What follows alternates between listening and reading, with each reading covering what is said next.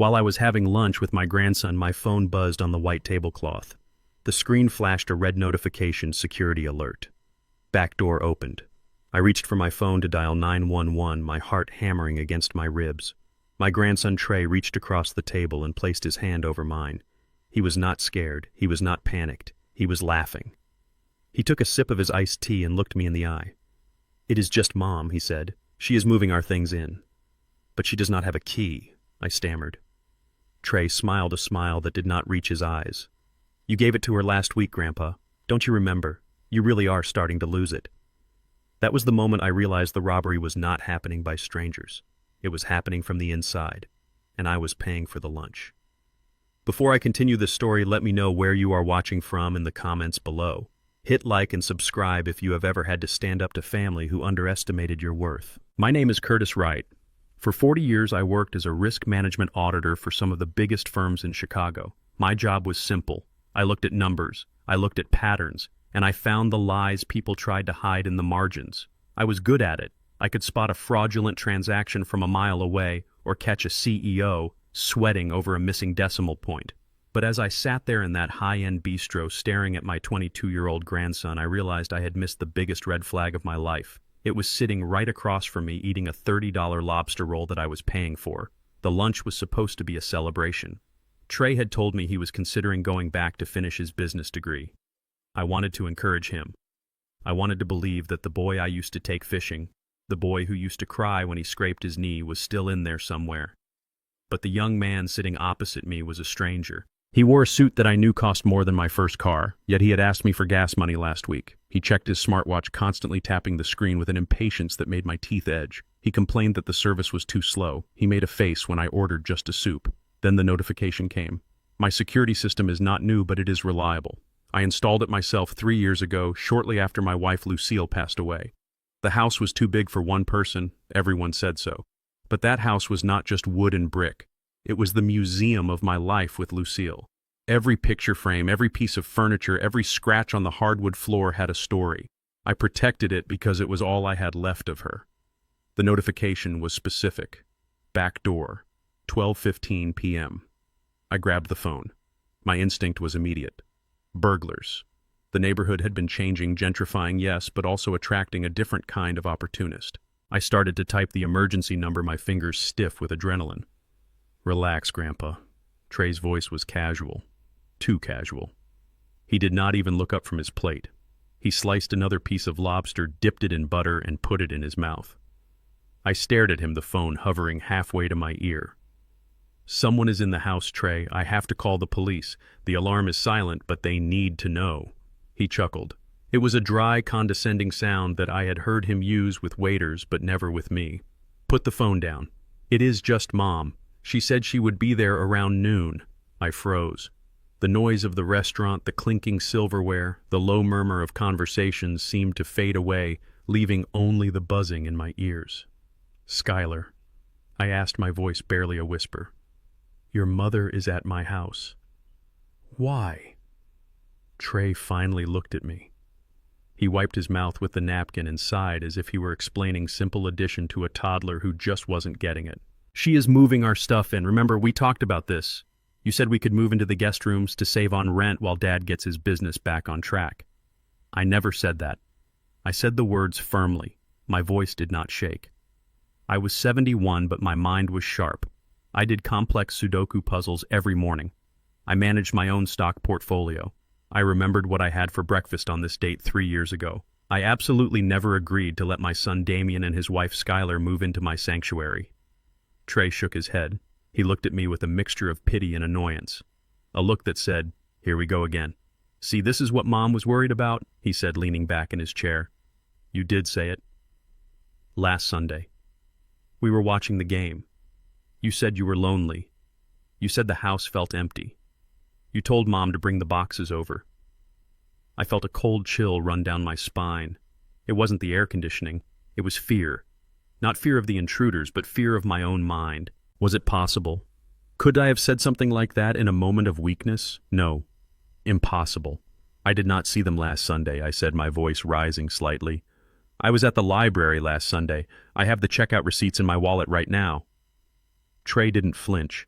He didn't blink. He just smiled, that tight plastic smile. Maybe it was Saturday then. The days are blurring for you, Grandpa. Mom said Dr. Evans mentioned this might happen after your fever last month. Confusion. False memories.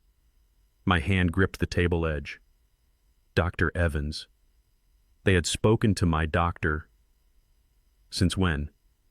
And why was he bringing up my fever? I had a mild pneumonia, not a stroke. I stood up. My chair scraped loudly against the floor. A woman at the next table turned to look. Her fork paused mid-air. I did not care. I felt like the walls were closing in. This wasn't a lunch. This was a diversion.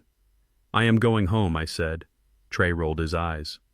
He signaled for the waiter, snapping his fingers in the air. Grandpa, sit down. You are making a scene. Mom is already there. She probably has the movers unpacking by now. You cannot just kick them out. They gave up their lease because you invited them. I pulled my wallet out. My hands were trembling not from age, but from a rage I had not felt in decades. It was the rage of being managed, of being handled. I threw a $100 bill on the table. It was more than the meal cost, but I did not wait for change. I couldn't breathe in there anymore. I did not invite anyone, I snapped, leaning down so my face was level with his. And I certainly did not give anyone a key. Trey stood up too. He towered over me. He had his father's height and his mother's cold eyes. He adjusted his silk tie, looking embarrassed to be seen with me. You gave her the spare key, he said smoothly. The one under the planter. You told her exactly where it was. I stopped. My blood ran cold. I never kept a key under the planter. That was the oldest trick in the book. A security risk I would never take. I kept my spare key in a magnetic lockbox welded to the chassis of my 1998 sedan. Only Lucille knew that. He was lying. He was lying to my face with the confidence of a sociopath. I didn't argue. I didn't correct him. An auditor knows when to stop asking questions and start collecting evidence. I turned and walked out of the restaurant. The valet took forever to bring my car. While I waited standing on the curb in the biting Chicago wind, Trey came out. He did not offer to drive. He did not look worried. He was texting on his phone. His thumbs moved rapidly across the screen, probably warning her, probably telling her the old man was on his way and the distraction had failed. I got into the driver's seat. Trey slid into the passenger side without asking. He buckled his seatbelt and checked his reflection in the visor mirror. You are going to feel really bad about this when you calm down, he said, not looking at me. Mom is just trying to help you. She thinks you need supervision. I started the engine. The old car roared to life, a familiar, comforting sound in a world that had suddenly gone sideways. Supervision. That was the word he used. You supervise a child, you supervise an incompetent employee, you do not supervise a man who built a life from nothing, who paid for your college tuition, who bailed your father out of debt 3 times. I pulled out into traffic. I didn't turn on the radio. The silence in the car was heavy, thick with unsaid things. Why didn't you tell me, I asked, keeping my eyes on the road. Tell you what? Trey asked, bored, that they were moving in today. Why the surprise? It wasn't a surprise, Grandpa. He sighed, tapping on his phone again. We told you. You forgot. Stop trying to make this into a conspiracy. You're just old. Old. That was their weapon. They were going to use my age against me. They were going to paint me as the senile, confused old man who needed their help. It was brilliant. It was cruel. And it was happening right now. I drove faster than I usually do. The streets of Chicago flew by, but my mind was racing faster. I thought about the back door opened notification. Why the back door? If they were moving in legitimately, why not use the front? Why sneak in? Unless they didn't want the neighbors to see. Unless they were doing something they didn't want on display. My grip on the steering wheel tightened until my knuckles turned white. Trey, I said, my voice calm, controlled. Does your father have a job yet? Trey laughed, a short, sharp bark. He is an entrepreneur, Grandpa. He doesn't get a job.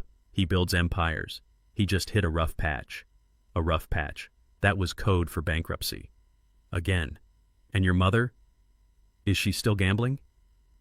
Trey stiffened. I saw it out of the corner of my eye. The mask slipped for a fraction of a second. She invests, he said coldly. She doesn't gamble. And she's up. She's way up. That's why she wants to renovate your house, to increase the asset value. Renovate. The word hung in the air like a threat. Renovate meant change. Renovate meant erasing Lucille. Renovate meant tearing down the wallpaper she chose, ripping up the carpets she loved. I didn't say another word. I pressed the accelerator. As we turned onto my street, the familiar row of oak trees seemed to mock me. They stood tall and strong just as they had yesterday, but everything else had changed. I saw it from 2 blocks away. It wasn't a small moving van, it wasn't a pickup truck, it was a massive 18-wheeler, a commercial hauler. It was parked right in front of my driveway, blocking the entire view of the house. It looked like a beast that had swallowed my home whole. And on the lawn, my breath hitched. On the pristine green lawn that I mowed every Saturday morning, there were mountains of black garbage bags. Dozens of them, piled high. And in the middle of the bags, glinting in the afternoon sun, was something brown and polished. I slammed the brakes. The car screeched to a halt in the middle of the street. Grandpa Trey yelled, grabbing the dashboard, "Watch it!" I didn't hear him. I was staring at the object on the lawn. It was the mahogany coffee table, the one Lucille and I had bought in New Orleans for our 10th anniversary, the one she didn't let anyone put a glass on without a coaster. It was sitting in the dirt, upside down. One of its legs was broken. I felt a physical blow to my chest, harder than any heart attack. They weren't just moving in, they were erasing me.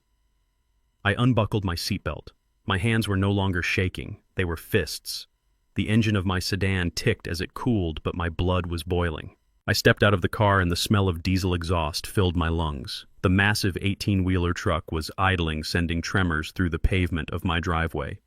It was a beast of a machine, utterly out of place in our quiet, tree-lined neighborhood. But it was not the truck that made my hands shake. It was the men. 3 of them. They were wearing blue jumpsuits and heavy work boots. They were marching in and out of my front door like an army of ants dismantling a fallen beetle. I slammed my car door shut. The sound echoed like a gunshot, but none of them even looked up. I walked faster. My 71-year-old knees protested, but rage is a powerful painkiller. I reached the edge of the lawn, and that is when I saw it. I saw the black garbage bags piled high, looking like body bags in a war zone. And then I saw a flash of color that made my heart stop. It was blue, a specific, deep, soulful blue. It was the album cover of John Coltrane's Blue Train, an original pressing from 1957. Lucille and I had found it in a dusty shop in Harlem on our honeymoon. It was not just a record. It was a memory. It was the soundtrack to our first apartment. It was the music that played while we painted the nursery for Damien. The record was not in a box. It was not in a protective sleeve. It was lying on the grass, exposed, vulnerable. "Hey!" I shouted. My voice cracked, but it was loud enough to cut through the rumble of the truck engine. I said, "Hey!" One of the movers, a large man with a thick beard, walked out of my front door. He was carrying a crate. I recognized that crate. It was made of cedar wood. I had built it myself to hold the rarest parts of the jazz collection. He was holding it casually, tilting it to the side. I watched in slow motion as a stack of vinyl slid toward the edge. "Careful!" I roared. I lunged forward. I moved faster than I had in 10 years. The man looked at me, startled. He adjusted his grip, but he did not stop. He walked past me toward the open back of the truck. "That is my property. Put it down." I grabbed his arm. It was a foolish move. He was young and strong, and I was an old man in a suit. But I did not care. I was protecting my wife. The man stopped and looked down at me. He did not look angry. He looked bored. He looked like a man who was just doing a job, and I was an annoyance. "Let go, Pops," he said. "We are on a schedule. I am not Pops to you," I snapped. "I am the owner of this house, and I am telling you to put that crate down before I call the police." The man sighed. He looked over my shoulder toward the porch. "Ma'am," he called out, "we got a problem here." I turned around. Standing on the top step of my porch was Skylar, my daughter-in-law. She looked impeccable. She was wearing white linen pants and a silk blouse, holding her phone in one hand and a venti coffee cup in the other. She looked like she was posing for a lifestyle magazine cover. She did not look like a woman who was looting her father-in-law's home. She looked like the CEO of the operation.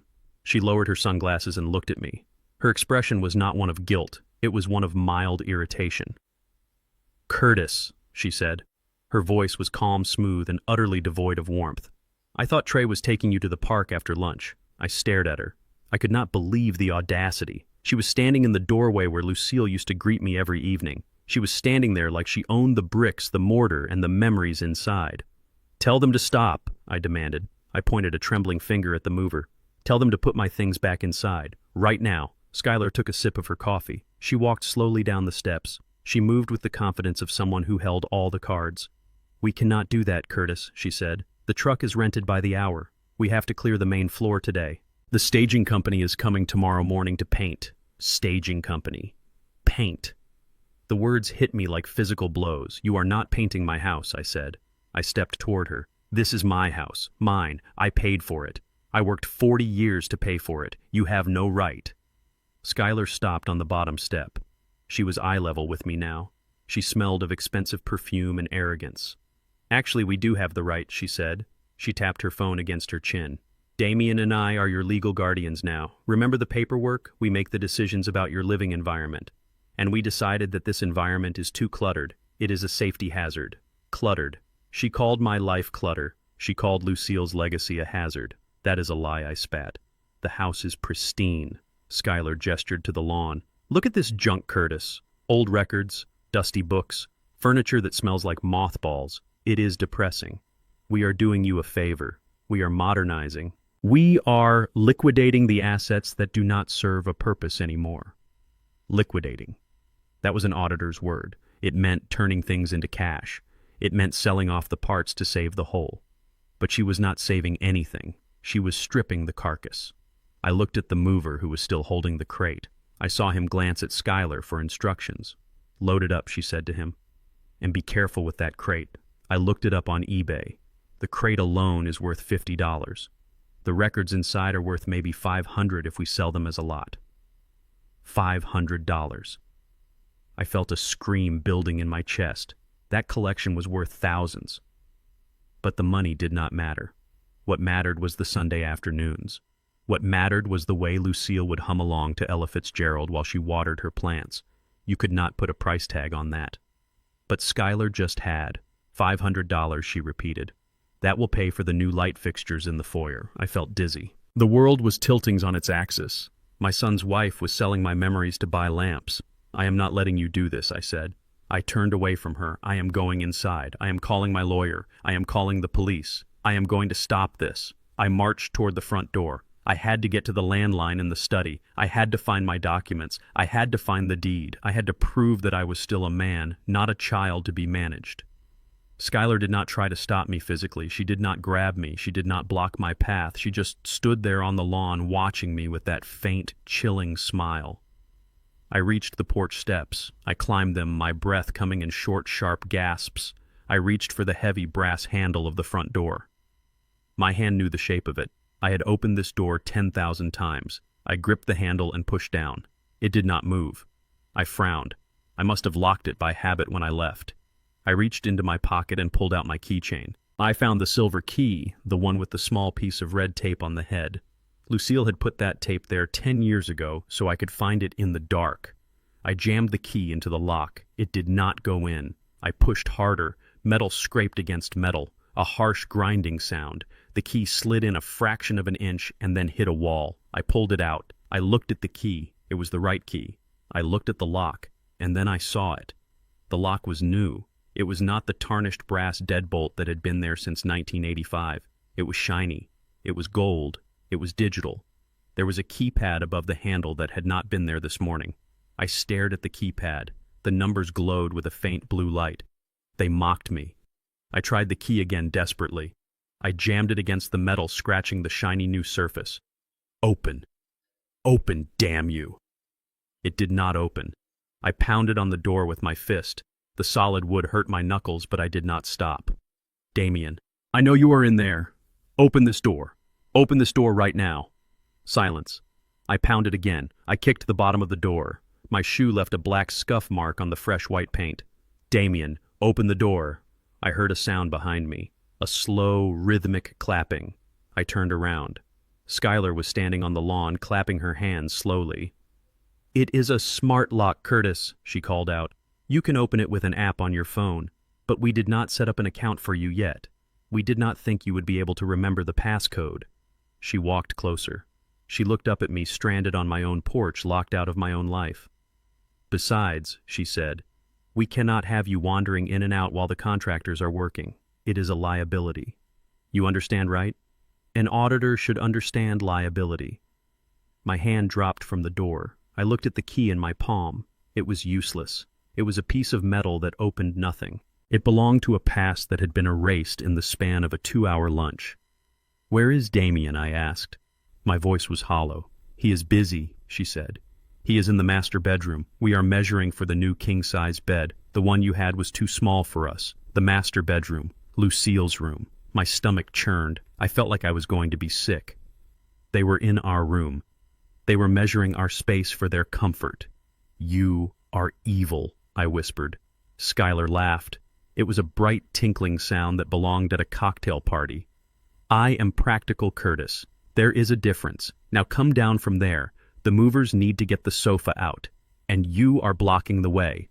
She pointed to the side of the house. "The basement door is round the back," she said. "It is unlocked. Damien put your cot down there. And a majestic bucket for your bathroom needs until the plumber comes next week. A cot. A bucket." She was not just taking my house. She was taking my dignity. She was stripping me of my humanity. I looked at the neighbors' houses. Mrs. Gable across the street was watching from her window. I saw the curtain twitch. She saw me. She saw the truck. She saw the old man pounding on his own door. She did not come out. She did not help. Nobody wants to get involved in a family dispute. I was alone. I looked at Skylar one last time. I wanted to scream. I wanted to strike her. I wanted to burn the whole world down, but I did not. I am an auditor. I deal in facts. And the fact was, I had lost the high ground. I had lost access. I had lost control. If I fought them physically, they would call the police. They would show the power of attorney. They would say I was violent. They would say I was senile. They would have me committed. And then I would never get my house back. I had to be smart. I had to be patient. I clenched my fist around the useless key. I felt the sharp edges bite into my palm.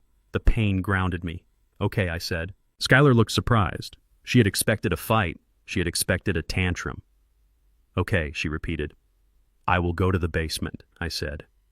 I walked down the steps. I walked past her. I walked past the movers who were now dragging my favorite armchair across the asphalt. I did not look at them. I kept my eyes fixed on the side gate. I walked to the backyard. The grass was overgrown near the fence. I saw the basement door. It was an old wooden door, peeling paint, half hidden by ivy. It looked like the entrance to a dungeon. I pushed it open. It creaked, a mournful sound. The air that hit me was cold and damp. It smelled of mildew and neglect. I stepped into the darkness. I fumbled for the light switch, but when I flipped it, nothing happened. They had cut the power to the basement. I stood there in the gloom. I could hear the heavy footsteps of the movers above my head. Thump, thump, thump, like dirt being thrown on a coffin. They thought they had buried me. They thought they had put the old man away in the dark where he could not bother them. I sat down on a cold, hard box. I reached into my pocket and pulled out my phone. The battery was low, but it was enough. I looked at the screen. The security alert was still there. Back door opened. I swiped it away. I opened my contacts. Skylar thought she had changed all the locks. She thought she had secured all the exits. But she forgot one thing. I built this house. I knew every wire. I knew every pipe. And I knew where the bodies were buried because I was the one who dug the holes. I am not a victim. I am a man who is about to conduct the most thorough audit of his life. And when I am done, the balance sheet will be corrected. The invasion was complete. The enemy was inside the gates. But they made a mistake. They locked themselves in with me. I sat on a crate in the damp darkness of the basement, my heart still racing against my ribs like a trapped bird. The silence down there was heavy, smelling of mold and old memories. But then I heard a sound that cut through the gloom. It was a siren, a sharp wailing sound that grew louder and louder until it stopped right in front of the house. Hope surged through me. Mrs. Gable across the street had come through. She had seen the commotion. She had seen the movers manhandling me. She had called for help. I stood up. My knees popped, but I did not feel the pain. I scrambled up the wooden stairs of the basement, pushing open the heavy door that led to the backyard. The bright sunlight blinded me for a second. I blinked, adjusting to the glare. I saw two uniformed officers walking up the driveway. One was a tall man with a stern face. The other was younger, maybe in his late 20s, looking around at the scattered furniture on the lawn with confusion. "Officer," I shouted. I waved my arms. Over here! Please, over here! The officers turned. I ran toward them, stumbling slightly on the uneven grass. I must have looked like a madman. My suit was rumpled. My tie was crooked. I was sweating. But I did not care. These men were the law. They were the arbiters of truth, and the truth was on my side. "Sir, are you okay?" the younger officer asked, putting a hand on his belt. "I am the owner of this house," I gasped, pointing a shaking finger at the front porch. "These people are intruders. They have locked me out. They are stealing my property. You have to arrest them." The older officer looked up at the porch. Skylar was standing there. She had put away her sunglasses. She had put away the smirk. Now she looked worried. She looked like a saint who was carrying a heavy cross. Beside her stood Damien, my son. He was looking at his shoes, unable to meet my gaze. Officer Schuyler said, her voice trembling slightly, "Thank goodness you are here. My father-in-law is having an episode." We were trying to get him inside to rest, but he became aggressive. Lies. I roared. I took a step toward her, but the older officer stepped in front of me. He held up a hand, his palm flat against my chest.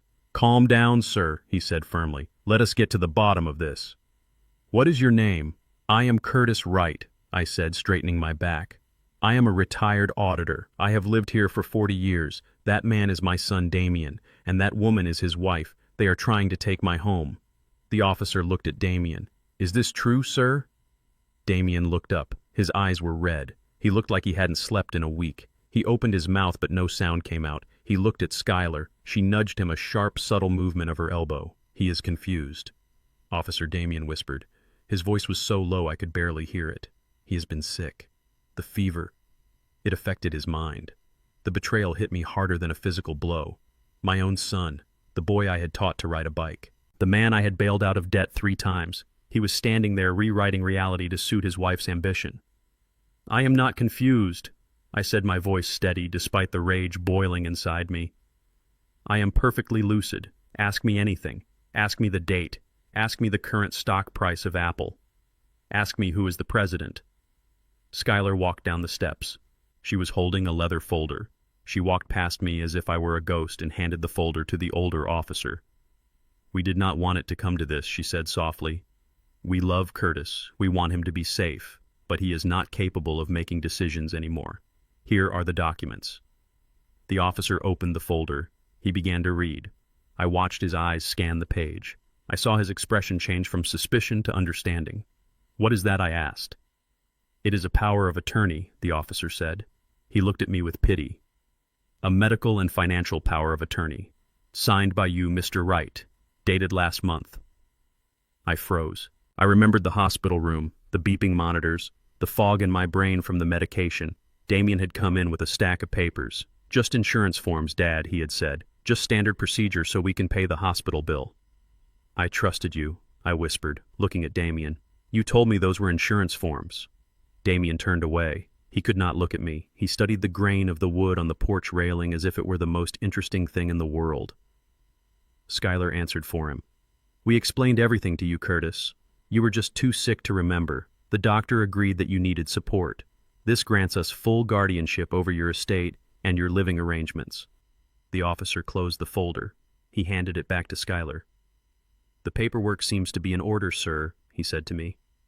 "Legally, Mrs. Wright is your guardian. She has the right to manage the property and decide where you live." "No," I said. I felt the ground slipping away beneath my feet. "That signature was obtained by fraud. I was under the influence of medication. This is entrapment." The officer sighed. He looked tired. "Sir, that is a civil matter. You can take it up with a judge later. But right now, this document says they are in charge, and if they say you live here and they are moving in, we cannot remove them. But they are destroying my things," I pleaded. I pointed to the crate of records. "They are throwing away my life." Schuyler stepped in smoothly. "We are decluttering, officer.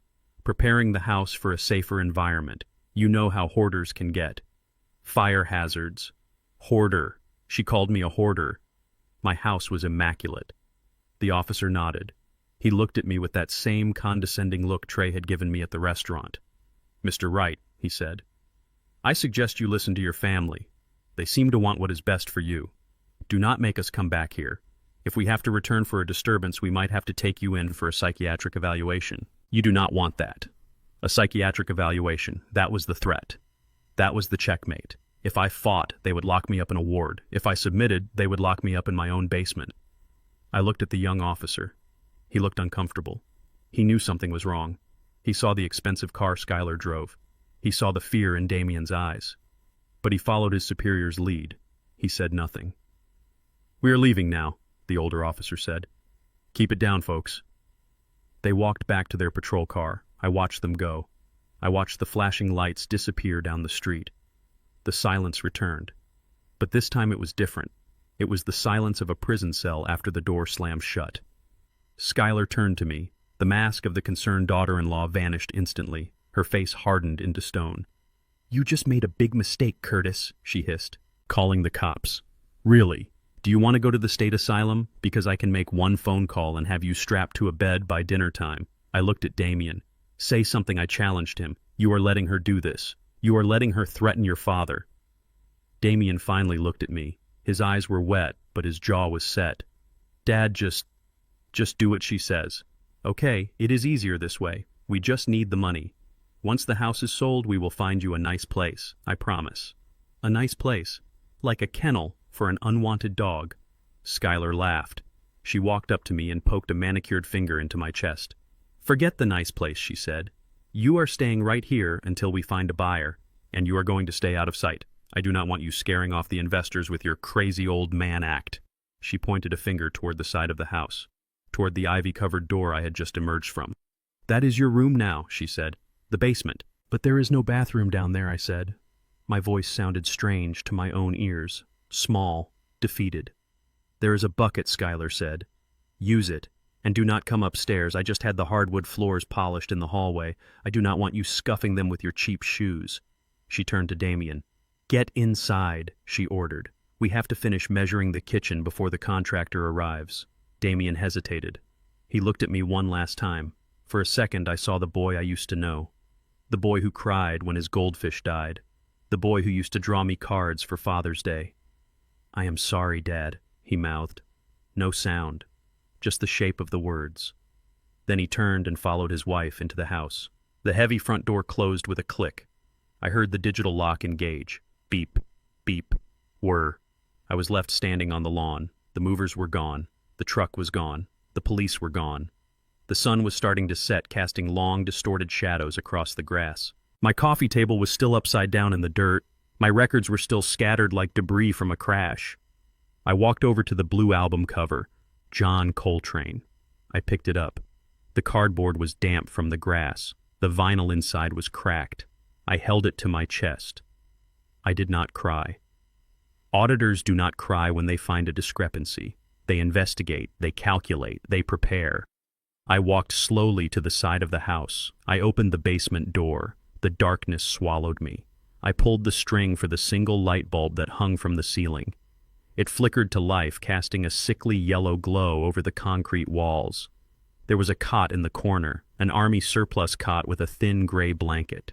Beside it was a red plastic bucket. This was my home now. I sat down on the cot. The springs groaned. I looked up at the ceiling. I could hear footsteps above me. Click-clack, click-clack, Skylar's heels. She was walking through my living room. She was walking through my memories. She thought she had put me in a box. She thought she had silenced me. But she made a critical error.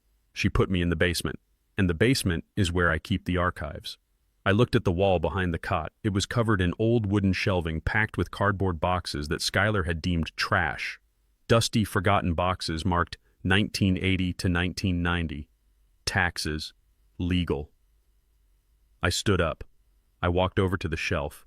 I brushed a layer of dust off a box marked Family Trust, Do Not Discard.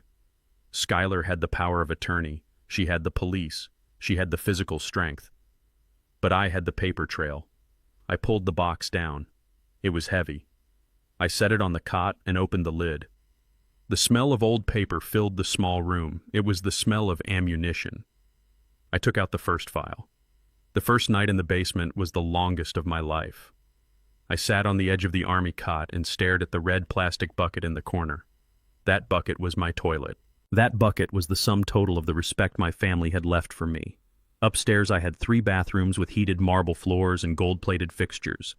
I had paid for every tile. I had supervised the installation of every pipe. But now I was a prisoner in the dark, forced to relieve myself like an animal because my daughter-in-law did not want me walking on her polished floors. The dampness of the concrete seeped into my bones. My arthritis began to ache, a slow, throbbing pain that pulsed in time with my heartbeat. I pulled the thin gray blanket tighter around my shoulders. It smelled of mildew and neglect. This was the blanket we used to wrap around the water heater in the winter. Now it was my only shield against the cold. I checked my watch. It was 2 in the morning. Sleep was impossible. My mind was a whirlwind of calculations. I was an auditor. My brain was wired to find solutions to complex problems. But this equation made no sense. Why the rush? Why the aggression? Skylar was greedy, yes. She had always been materialistic.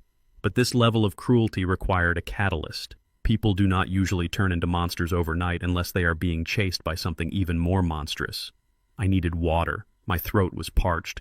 I stood up and walked to the small utility sink in the corner. It was covered in grime. I turned the handle. The pipes groaned and shuddered. A stream of brown, rusty water sputtered out. I waited for it to clear, but it did not. I stared at the brown liquid. This was my water source. I looked up at the ceiling. The floorboards above were thick, but I knew this house better than anyone. I knew its secrets. I knew its acoustics. When I built this place in 1982, I insisted on specific ventilation shafts to ensure airflow. There was a large metal vent right above my head. It connected directly to the master bedroom. I dragged the heavy wooden crate over to the wall. I climbed up. My joints screamed in protest, but I ignored them. I pressed my ear against the cold metal of the duct. At first I heard nothing, just the low hum of the refrigerator from the kitchen. Then I heard it. Voices. They were muffled at first, but then they grew louder. They were arguing. "I told you to keep your voice down, Damien." That was Skylar. Her voice was sharp and hissed like a snake. "I cannot do this, Sky. I cannot do it. He is my father. Did you see his face? We locked him in the basement. He is 71 years old. That was Damien, my son." He sounded terrified. He sounded like a child who had broken a vase and was trying to hide the pieces. "You want to let him out? Fine. Go ahead. Unlock the door. Bring him upstairs. Give him the master bedroom back." I heard footsteps pacing back and forth above my head. "And then what, Damien? Tell me what happens next." "I do not know. We find another way. We can ask the bank for an extension." "The bank?" Skylar laughed. It was a cold, humorless sound that chilled me more than the basement air. "The bank already said no. You have bad credit, Damien. Your business has been bleeding money for 3 years. You think a bank is going to lend you $500,000 on a signature. $500,000. I froze on the crate. My breath caught in my throat. That was not a small debt. That was a catastrophic amount. "We can sell the cars," Damien pleaded. "We can sell your jewelry." "My jewelry is fake, you idiot," Skylar snapped. "I sold the real stuff 6 months ago to pay the interest. We have nothing left." There was a silence. I could hear Damien weeping. Soft, pathetic sobs that echoed down the ventilation shaft. "Stop crying," Skylar ordered. "You are pathetic. Listen to me. We do not have a choice. Vince gave us until the end of the month. Do you understand what that means?" Vince. The name meant nothing to me, but the way she said it made my skin crawl. "He said he would take a finger for every day we are late, Damien. And he was not talking about my fingers, he was talking about yours. He said he would start with your thumb so you could never sign a check again. And if that did not work, he said he would pay a visit to Trey at his dorm." I gripped the metal vent so hard my fingernails dug into the aluminum. They were threatening my grandson. This was not just greed. This was survival. Skylar had gotten involved with loan sharks. She had gambled or invested in something illegal and lost everything. Now she was drowning, and she was using my house as her life raft. "But the house is in a trust." Damien whimpered. "Dad said something about a trust years ago. What if we cannot sell it?" "We can sell it," Skylar said confidently. "The power of attorney gives me the right to liquidate assets for his care. That is the loophole. We are selling the house to pay for his medical needs. That is what I will tell the judge if it ever comes to that." By the time anyone figures it out, we will be in Costa Rica with the leftover cash. She was planning to run. She was going to sell my legacy, pay off a criminal, and flee the country, leaving me to rot in a state facility with nothing. "Is the buyer solid?" Damien asked. "He is coming tomorrow," Skylar said. "He is bringing a cash deposit. It is a private sale, no listing, no inspections, just a quick transfer. He knows the situation. He knows we are desperate, so he is lowballing us, but it is enough to pay Vince and get us out." "Who is the buyer?" "Some guy Vince knows. A developer who turns these old historic houses into luxury condos. He is going to gut the place anyway, so he does not care about the condition. Gut the place." They were going to tear down the walls Lucille had painted. They were going to rip out the garden she had planted. They were going to erase every trace of the Wright family from this earth. I listened as the argument died down. I heard the bed springs creak as they sat down. "Go to sleep, Damien." Skylar said, her voice softer now, but still controlling. "Tomorrow we have to put on a show. We have to make sure the old man stays quiet. If he makes a scene in front of the buyer, the deal is off. And if the deal is off, you are a dead man walking." I climbed down from the crate. I sat back on the cot. The revelation hit me with the force of a physical blow. I had thought this was a family dispute. I had thought it was a matter of disrespect and entitlement. I was wrong. This was a criminal conspiracy. My son and his wife were not just bad children. They were desperate debtors caught in the web of organized crime. And I was the collateral damage. I looked at the red bucket in the corner. Skylar was right about one thing. I was a prisoner. But she was wrong about who held the keys. She thought she was protecting herself from a loan shark. But she had just locked herself in a house with a risk management auditor who had nothing left to lose. I knew exactly who Vince was now. I did not know the man personally, but I knew the type. I had audited companies that were fronts for men like him. They thrived on fear. They thrived on silence. And they thrived on people who did not read the fine print. Skylar was going to sell my house to pay a debt. But she forgot one crucial detail. A detail that was hidden in the box I had just pulled from the shelf. The house did not belong to me. Not technically. I opened the file on my lap. The light from the single bulb was dim, but my eyes adjusted. I traced the legal language of the document Lucille and I had drafted 20 years ago, the Wright Family Irrevocable Trust. Section 4, Clause B. No asset within the trust may be sold, transferred, or encumbered without the unanimous consent of all living beneficiaries and the express written approval of the primary trustee. I was the primary trustee. And there was another clause, a clause I had insisted on inserting because I was a paranoid man who had seen too many fortunes squandered by foolish heirs. Clause C, the safety valve. If any beneficiary attempts to sell trust assets through fraud, duress, or without the primary trustee's consent, their status as a beneficiary is immediately revoked and all rights to inheritance are forfeited. The assets will then transfer to the secondary designated beneficiary. I looked at the name of the secondary beneficiary, the Veterans Legal Defense Fund. I smiled in the darkness. It was a cold, grim smile.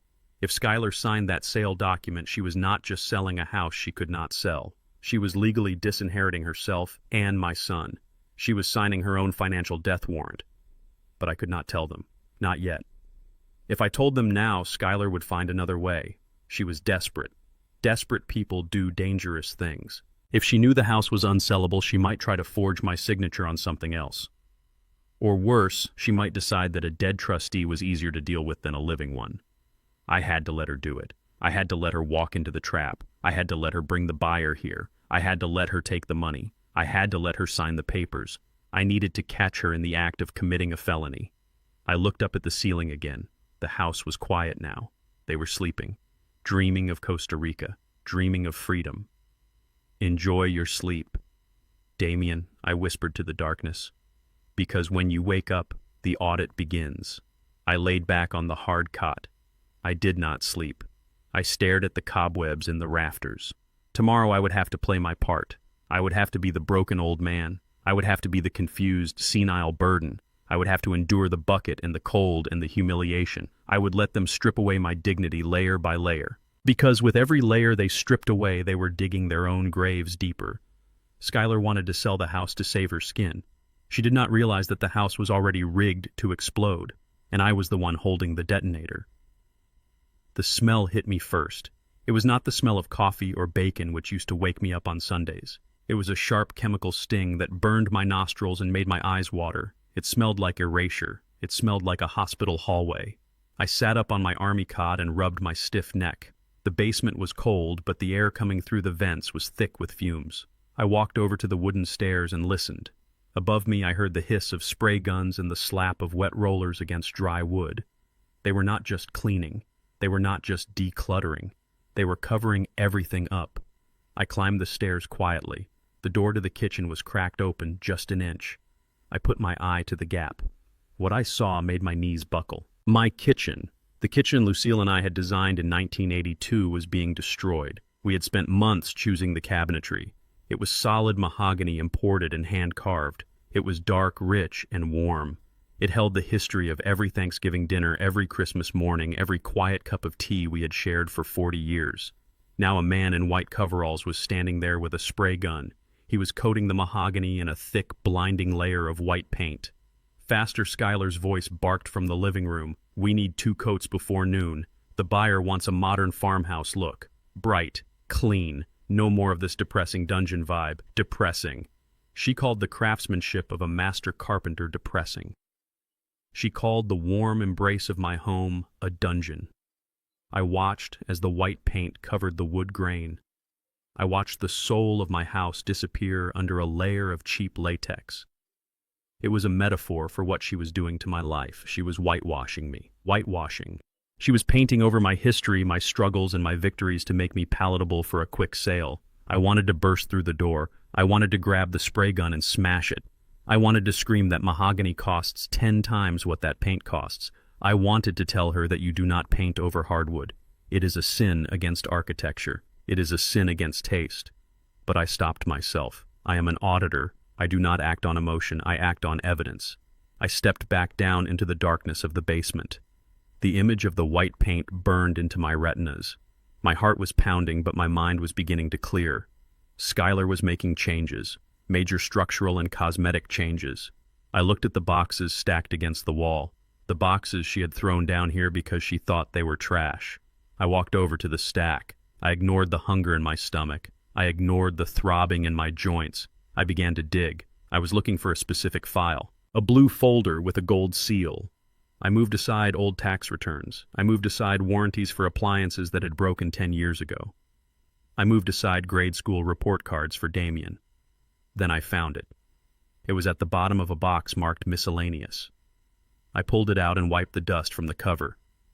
The document inside was yellowed with age, but the seal was still bright red. The National Register of Historic Places, African American Architectural Heritage Designation. I opened the folder. My hands shook slightly as I read the text. In 2005, Lucille and I had applied for this status. Our neighborhood was one of the first affluent black communities established in Chicago after the war. Our house was designed by Calvin Brooks, a renowned black architect. It was not just a house, it was a landmark. I ran my finger over the restrictions clause. Property designated under this act may not undergo significant interior or exterior alteration without the express written permission of the Historical Preservation Board. This includes but is not limited to the removal of original fixtures, structural changes, or the painting of original unpainted woodwork. Original unpainted woodwork. Skylar was not just committed a crime against taste. She was committing a federal offense. She did not know.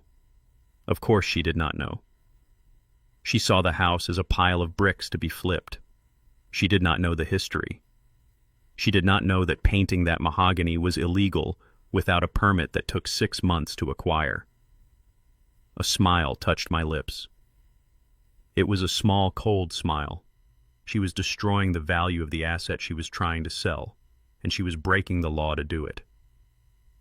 I sat down on the cot and pulled out my burner phone. I dialed the number for J.D. Barnes. He answered on the second ring. "Curtis," he said. His voice was rough, like gravel in a blender. I looked into the trust. "It is ironclad, but we have a problem with the power of attorney." "What problem?" I asked. "The judge who signed off on it is a golf buddy of the doctor who declared you incompetent," J.D. said. "It is a tight circle, Curtis.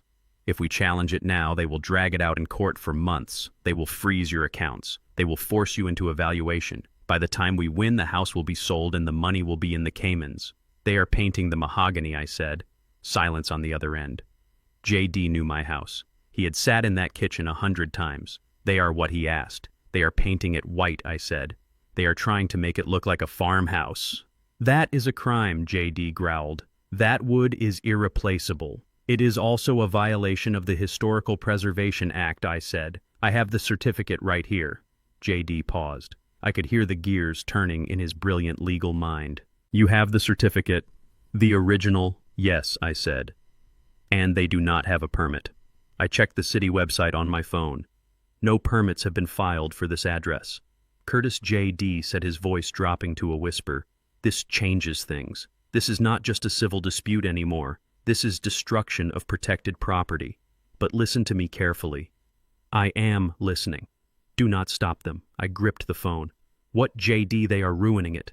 Let them, he said. Let them paint it. Let them rip out the fixtures. Let them dig their hole so deep they can never climb out. But the house, I stammered. The wood can be stripped and restored, Curtis. But if you stop them now, they get a slap on the wrist. They pay a fine. They still sell the house. We need them to commit the big crime. We need them to try to sell a protected property under false pretenses. I closed my eyes. I imagined the white paint hardening on the wood. I imagined the irreversible damage. You want me to let them destroy my home to save it? I asked. I want you to let them hang themselves, J.D. said. The power of attorney has a loophole, Curtis. It allows them to manage the property for your benefit. But selling a trust asset without the trustee's consent is fraud. Selling a historical landmark without disclosure is fraud. Doing it to pay off a loan shark is money laundering. We need to catch them in the act of the transaction. I took a deep breath. The chemical smell was getting stronger. It was making me dizzy. The buyer is coming tomorrow, I said. Schuyler said he is bringing a cash deposit. Good, J.D. said. That is perfect. Let the buyer come. Let him put the money on the table. Let Schuyler sign the paper. That signature will be the nail in her coffin. I looked at the bucket in the corner. I looked at the dark walls of my prison. I have to act like I am beaten, I said. Yes, J.D. agreed. Be the confused old man. Be the victim. Make them confident. Make them arrogant. When people are arrogant, they make mistakes. They forget to read the fine print. And you, Curtis, you are the master of the fine print. I hung up the phone. I sat there for a long time. Above me, the work continued. I heard the workers laughing. I heard Schuyler praising the new look. Oh, it looks so much bigger now, she said. So much cleaner. That old wood was so heavy. I put the historical certificate back in the folder. I hid the folder inside the lining of my old trench coat hanging on a nail. They thought they were erasing me. They thought that by painting over the black wood with white paint they were increasing the value. They were stripping away the ethnic look to appeal to a wealthy buyer. It was insulting. It was racist. And it was the stupidest thing they could possibly do. I laid back on the cot. I folded my hands over my chest. Let them paint. Let them destroy. Every brushstroke was another year added to their sentence. Every altered fixture was another count of fraud. I was not a prisoner anymore. I was an undercover agent in my own home. I closed my eyes and visualized the kitchen as it was. I visualized Lucille cooking at the stove. I visualized the way the evening sun used to hit that mahogany and make it glow like fire. They could paint over the wood, but they could not paint over the truth. Tomorrow, the buyer would come. Tomorrow, Schuyler would think she had won. She would think she had pulled off the heist of the century. But she didn't know that J.D. Barnes was preparing the paperwork. She didn't know that I had the historical designation. And she didn't know that the senile old man in the basement was counting every single second until 0 hour. The audit was almost complete. The discrepancies were documented. Now it was time to present the findings. The sound of saxophone music filtered down through the floorboards. It was a smooth jazz playlist. The irony was thick enough to choke on. Schuyler had thrown my original vinyl collection onto the lawn like garbage, but now she was playing digital jazz to set the mood for her open house. I sat on my cot in the basement and listened to the footsteps clicking above me. There were many of them. The house was full. I looked at my reflection in the small, cracked mirror I had propped up against the wall. I did not look like Curtis Wright, the retired risk management auditor. I looked like a specter. I had not shaved in 2 days. My white hair was matted on one side. I was wearing an old, stained cardigan I had fished out of the donation box Skylar had packed. It smelled of mothballs and dust. I had rubbed a little grease from the furnace on my cheek. It was perfect. Skylar wanted to sell a fantasy. She wanted to sell a pristine, modern farmhouse to a wealthy investor. She wanted them to see potential and profit. She did not want them to see the reality. She did not want them to see the human cost of her ambition. I was about to become the reality check she never ordered. I walked to the basement door. Skylar had locked it from the kitchen side, of course. She thought a simple deadbolt would keep me contained. She forgot that I built this house. She forgot that the door frame on this side had a loose hinge pin at the bottom. I had meant to fix it in 1995. I was glad I never did. I used a flathead screwdriver I found in my old toolbox. I worked the pin up slowly. It resisted at first, rusted with age, but then it gave way. I pulled the bottom pin out, then the middle one, then the top. The door was heavy. I gripped the handle and pulled it toward me, careful not to let it crash. It swung open from the hinge side, creating a gap just wide enough for a man to slip through. The light from the kitchen blinded me for a moment. The smell of expensive hors d'oeuvres hit me. Truffle oil, baked brie, champagne. I stepped into the kitchen. It was unrecognizable. The mahogany cabinets were gone, buried under layers of blinding white paint. The warm yellow tiles were replaced by peel and stick gray vinyl that looked cheap and soulless. It looked like a hospital cafeteria. I heard voices in the living room. Laughter, clinking glasses. I shuffled my feet. I hunched my shoulders. I let my mouth hang open slightly. I dropped 10 years of vitality and became the very thing Skylar feared most. A burden. I walked into the living room. The conversation stopped instantly. There were about 20 people in the room, men in expensive suits, women in designer dresses. They were holding crystal flutes of champagne. They looked like vultures in peacock feathers. Skylar was in the center of the room wearing a red dress that was too tight and too bright. She was holding court, laughing at a joke a tall man had just made. Then she saw me. Her smile froze. It did not fade. It just solidified into a mask of pure horror. Her eyes went wide. I did not look at her. I looked at the tall man she was talking to. He was holding a plate with a small crab cake on it. "Excuse me, sir," I croaked. My voice was raspy. "I practiced it all morning." "Are you going to eat that?" The man blinked. He looked at Skylar, then back at me. "I beg your pardon. I am so hungry," I whispered. I reached out a trembling hand. "They forgot to feed me. Just a crust of bread. Please." A gasp went through the room. A woman in pearls took a step back, clutching her purse as if I were contagious. Skylar recovered fast. I gave her credit for that. She was a predator, and predators react quickly. "Oh, Dad!" she exclaimed. Her voice was high and shrill. She rushed over to me. "You wandered upstairs again." She grabbed my arm. Her nails dug into my bicep through the wool cardigan. It was painful, but I did not flinch. I kept my eyes on the crab cake. "I just want some water," I whimpered. "The bucket is empty." The bucket. I saw the tall man exchange a look with the woman in pearls. The word hung in the air. Bucket. Why would an elderly man in a luxury home be drinking from a bucket? Skylar laughed nervously. She tried to pull me toward the kitchen. "He is confused," everyone, she announced to the room. "The medication. It makes him say the strangest things. He thinks he is camping." She pulled harder. I let her drag me. I stumbled on purpose, knocking into a side table. A vase wobbled. Damien Skylar hissed. My son appeared from the crowd. He looked pale. He was sweating so much his shirt was stuck to his chest. He grabbed my other arm. "Come on, Dad," he muttered. "Let us get you a snack." They hustled me into the kitchen. The moment we crossed the threshold, Skylar kicked the door shut. The smile vanished. Her face twisted into a snarl that was truly demonic. She shoved me against the refrigerator. "What the hell do you think you are doing?" she screamed in a whisper. I looked at her. I did not drop the act. Not yet. "I am hungry, Skylar," I said. "Shut up," she hissed. "You are trying to sabotage me. I know exactly what you are doing. You think you can embarrass me. You think you can scare them off." She grabbed the front of my cardigan and pulled my face close to hers. I could smell the champagne on her breath. Listen to me, old man. If you walk out there again, I will not put you back in the basement. I will drive you straight to Shady Pines, and not the nice wing. I will put you in the high-security ward with the screamers. I will tell them you are violent. I will tell them you attacked me. Do you understand? You will die strapped to a bed smelling of urine and bleach. I looked into her eyes. I saw that she meant it. She was past the point of morality. She was cornered. Damien was standing by the sink shaking.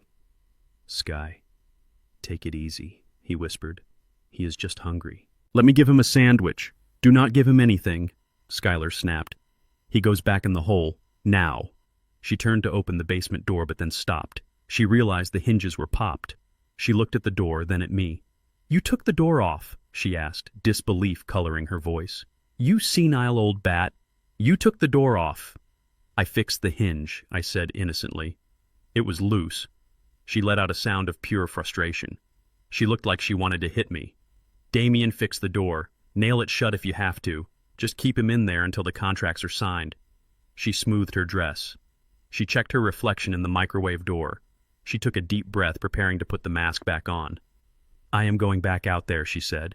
If I hear one sound from this kitchen, one single peep, I am calling the asylum van. She pushed through the swinging door back into the party. I heard her voice float back, bright and fake. So sorry about that. Poor dear. He just loves to meet people. Now who wants a refill? I stood in the kitchen with Damien. He would not look at me.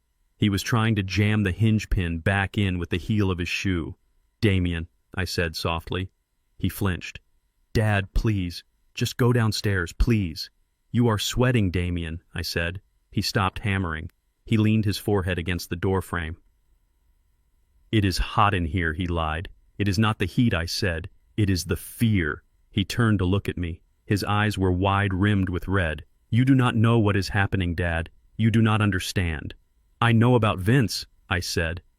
The color drained from his face completely. He looked like a corpse. How do you know that name? I am an auditor, Damien. I listen. I observe. And I know that Skylar owes him $500,000. Damien slid down the door frame until he was sitting on the floor. He put his head in his hands. It is worse, Dad. It is not just money anymore. I walked over to the swinging door. I pushed it open, just a crack, just enough to see the living room again. I scanned the crowd. I was looking for the buyer. Skylar said he was coming with a cash deposit. I saw the man in the expensive suit talking to Skylar. But he did not look like a real estate investor. He was not looking at the crown molding. He was not looking at the floors. He was looking at the guests with a predatory boredom.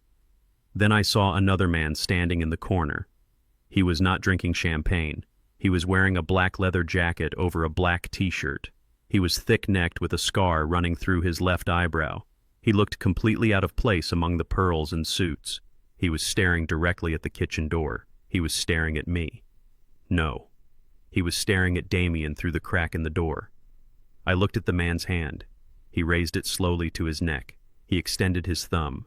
He drew it across his throat in a slow, deliberate line. It was not a metaphor. It was a promise. I let the door swing shut. I looked down at my son. He was weeping silently on the floor. That man in the corner, I said. Is that Vince? Damien shook his head. No. That is his enforcer. That is Marco. Vince is the one in the suit talking to Skylar, the buyer. The realization hit me like a splash of ice water. There was no developer. There was no investor who wanted a farmhouse. Vince was the buyer. He was not buying the house. He was taking it. Skylar was handing over the deed to the loan shark to wipe out the debt. It was a laundering scheme. Vince gets $1 million historic home for half the price Skylar gets to keep her fingers, and I get thrown in the street. Or worse, if Vince owned the house, he would not put me in a nursing home. He would not want a witness. Accidents happen in old houses. Stairs are steep. Gas leaks occur. My life was not just being dismantled. It was being terminated. I looked at Damien. Does Skylar know, I asked? Does she know she is selling to the devil? Damien nodded. She set it up. She thinks she can control him. She thinks once he gets the house, we are free.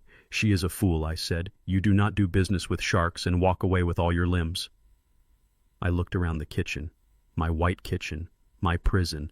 I had to stop this. But I could not do it by begging. I could not do it by acting crazy. I needed to blow the deal up. I needed to make the house radioactive. I looked at Damien. "Get up," I said. He looked at me. "Dad, get up," I ordered. My voice was the voice of the man who raised him, the man who taught him to stand up to bullies. "Fix the door, lock me back in." He looked confused. "What? Do it," I said. "Lock me in. Make it look convincing." I walked back into the basement darkness. I heard Damien fumbling with the hinges. I heard the lock click. I sat on the cot. My heart was hammering, but my hands were steady. Skylar thought the threat was the asylum. She thought the threat was my senility. She did not know that I had seen Marco. She did not know that I knew Vince was in the living room. And she definitely did not know that I had J.D. Barnes on speed dial and that the crazy old man was about to orchestrate a raid that would make the evening news. I pulled out my phone. I sent a text to J.D. Target acquired. "The shark is in the tank. Bring the net." I waited. Above me, the party grew louder.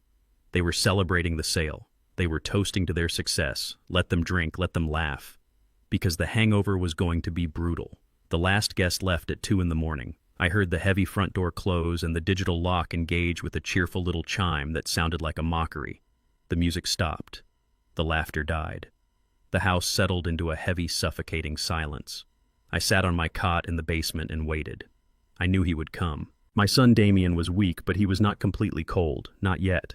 The guilt was eating him alive, and guilt always seeks absolution. 10 minutes later, I heard the lock on the basement door click. The door creaked open, spilling a slice of yellow kitchen light onto the concrete floor. Damien stood there. He was still wearing his dress shirt, but he had unbuttoned the collar and rolled up the sleeves. He held a paper plate covered in foil in one hand and a bottle of water in the other. He looked like a man walking to the gallows. He walked down the stairs slowly. He did not look at me. He set the plate on the wooden crate I used as a table. "I brought you some food, Dad," he mumbled. "It is filet mignon and some truffle mash. It is still warm." I looked at the food, the scraps from the feast, the leftovers for the dog in the cellar. "I am not hungry," I said. My voice was calm. Damien flinched. He rubbed his face with his hands. He looked exhausted. His eyes were bloodshot and rimmed with dark circles. He looked like he had aged 10 years in 10 hours. "Please, just eat it," he said, his voice cracking. "Do not make this harder than it is." "Harder?" I asked. I stood up. My joints popped, but I stood straight. I wanted to look him in the eye. "You think this is hard for you? You are sleeping in a king-sized bed upstairs. I am sleeping on a canvas cot next to a bucket of my own waste. Do not talk to me about hard, Damien." Damien turned away. He paced the small room 4 steps one way, 4 steps back. It was the pace of a trapped animal. "We sold the house," he said abruptly. "The deal is done." Vince agreed to the price. "He is coming back tomorrow morning with the paperwork and the cash." I watched him. I studied him like a balance sheet that refused to reconcile. "You mean you sold your soul?" I corrected him. "You know who Vince is. I saw Marco make the threat. You are not selling a house, Damien. You are paying a ransom." Damien spun around. Hysteria bubbled in his throat. "So what if I am?" he shouted. "What choice do I have? It is either the house or my life. You want me to die? Is that it? You want them to find me in a ditch so you can keep your precious mahogany cabinets?" I took a step toward him. He stepped back, afraid of the old man he had locked up. "I want you to be a man," I said. "I want you to face your mistakes instead of burning down my life to cover them up. Do you have any idea what this house represents?"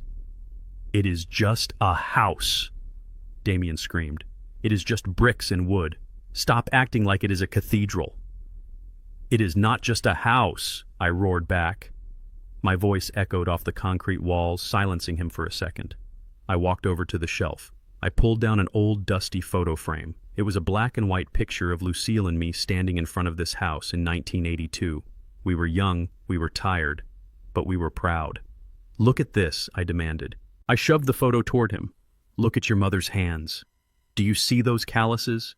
Do you know how she got them? She worked double shifts at the hospital for 10 years to save the down payment for this place. 10 years, Damien. She scrubbed floors, she emptied bedpans, she missed dinners, she missed holidays. She did it so you could grow up in a neighborhood where the police did not kick down the door every Friday night." Damien stared at the photo. His breathing was shallow and fast. I continued, my voice trembling with the weight of the memory. When the bank refused us a loan because of the color of our skin, she did not give up. She went to a credit union. She borrowed from her sisters. She sacrificed everything so you could have a backyard to play in. This house is not an asset, Damien. It is her sweat. It is her blood. It is the only thing she left behind. And you are handing it over to a criminal who will gut it and turn it into a money laundry. Damien began to shake. He covered his ears. "Stop it," he yelled. "Stop talking about her." "I will not stop," I said. "You need to hear this. You are not just selling a building. You are selling her legacy. You are spitting on her grave. If you sign those papers tomorrow, you are telling the world that her sacrifice meant nothing to you. You are telling me that her life was just a piggy bank for you to break open when you failed." That was the trigger. The word failed cut him deeper than any knife. Damien's face twisted into a mask of pure, ugly rage. It was the rage of a mediocre man who knows he is mediocre but refuses to accept it. "I did not fail," he screamed. "The market turned against me. The system is rigged. It is always the system." He lunged at me. He did not hit me. He grabbed the photo frame from my hands. "She is dead," he shrieked. He held the photo up like an accusation. "She is dead, Dad. She does not care about the house. She does not care about the cabinets. She is gone." "Damien, do not," I warned. My voice was low, dangerous.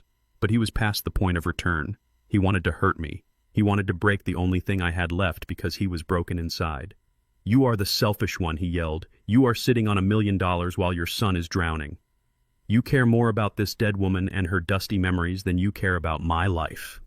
He raised the frame high above his head. "No," I shouted. He threw it. He threw it with all the force of his frustration, all the weight of his cowardice.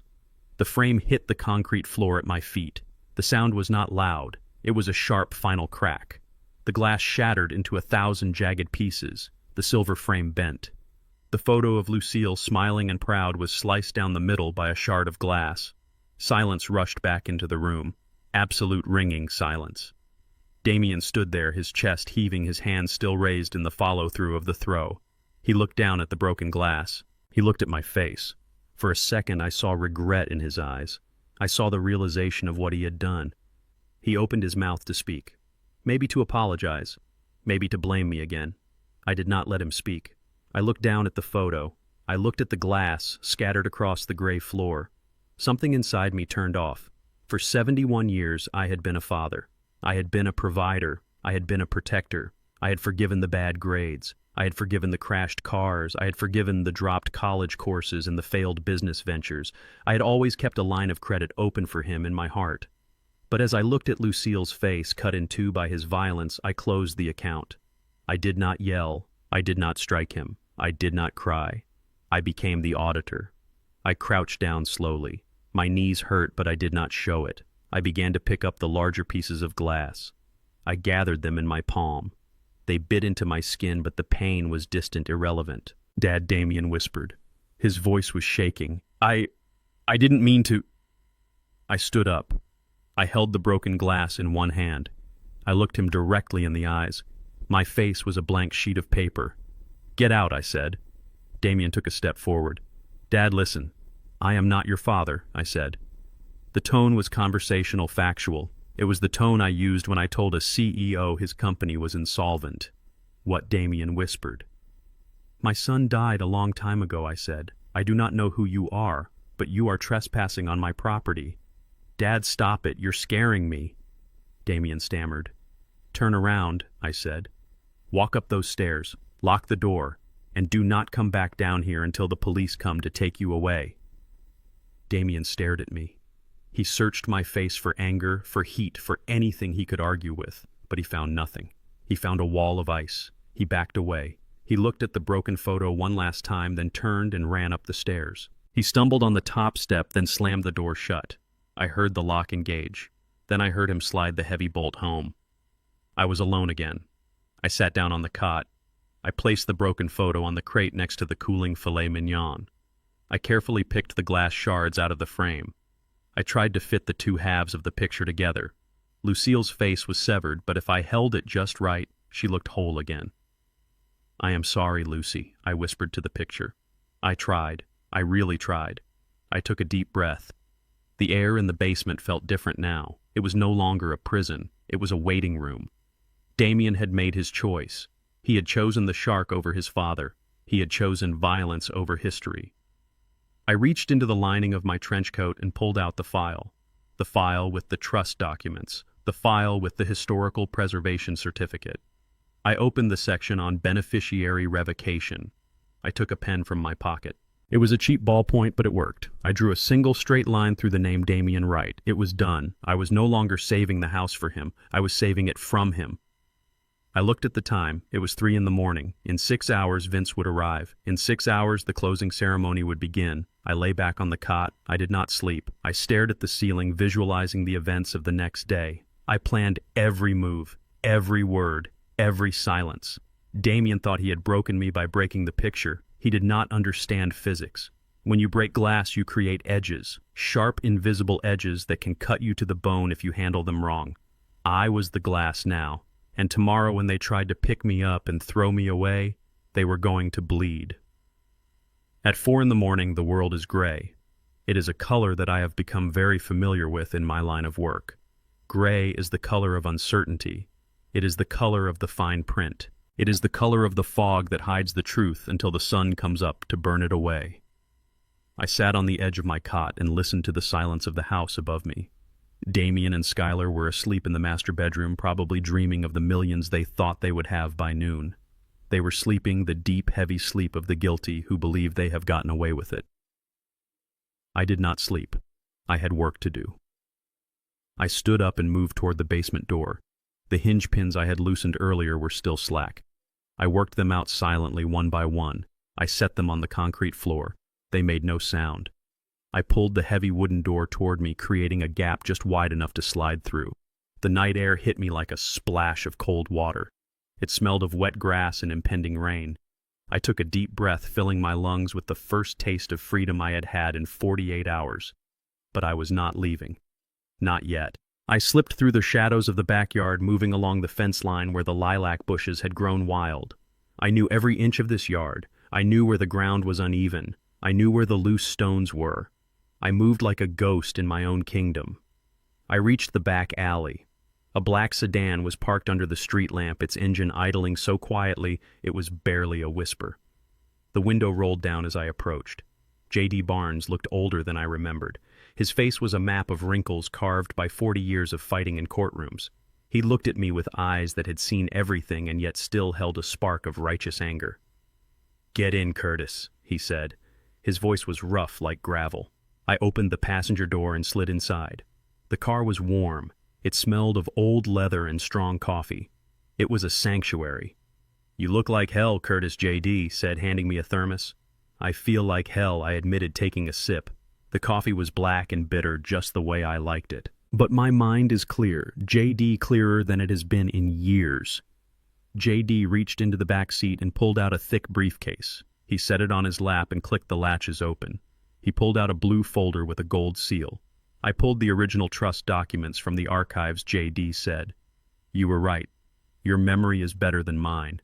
We set this up in 1995, right after you had that scare with your heart." I nodded. I remembered that day. Lucille had been terrified. She wanted to make sure the house would always be safe. She wanted to make sure that no matter what happened to us, the legacy would survive. Skylar has the power of attorney. J.D. continued, tapping a piece of paper. "It is a broad document, Curtis. It gives her the right to make financial decisions, to sell assets for your care, to manage your estate. On the surface, it looks like a golden ticket." "But," I said. But J.D. smiled, a shark-like smile. "The power of attorney applies to Curtis Wright, the individual. It does not apply to the Wright family irrevocable trust." He opened the blue folder and pointed to a paragraph on the 3rd page. Section 8, Article 4. The separation of assets. The house is not owned by you, Curtis. It is owned by the trust. You are merely the beneficiary and the primary trustee. "And the clause regarding the sale?" I asked. J.D. flipped the page. "Here it is. The poison pill. No asset held within the trust may be liquidated, sold, or transferred by any guardian agent or power of attorney holder. Any sale of real estate requires the wet signature of the primary trustee." He looked at me. "And here is the kicker, Curtis. That signature must be witnessed by a court-appointed official or signed in the presence of a notary who has certified the trustee is of sound mind and acting without duress. I leaned back in the seat. The tension in my chest began to loosen. So if Skylar signs the deed using the power of attorney, I said. It is void, J.D. said. It is a worthless piece of paper. The title company will not insure it. The transfer will not record. But this is a cash deal, J.D., I reminded him. Vince is not using a title company. He is not looking for title insurance. He is handing over a bag of cash and taking the deed. He thinks possession is 9/10 of the law. J.D. nodded slowly. That is where it gets criminal, Curtis. If Skylar accepts that cash and hands over a deed she cannot legally transfer, she is committing fraud, grand larceny, theft by deception. And because the amount is over $100,000, it is a Class 1 felony. She will go away for 20 years. And Vince? I asked. J.D. sighed.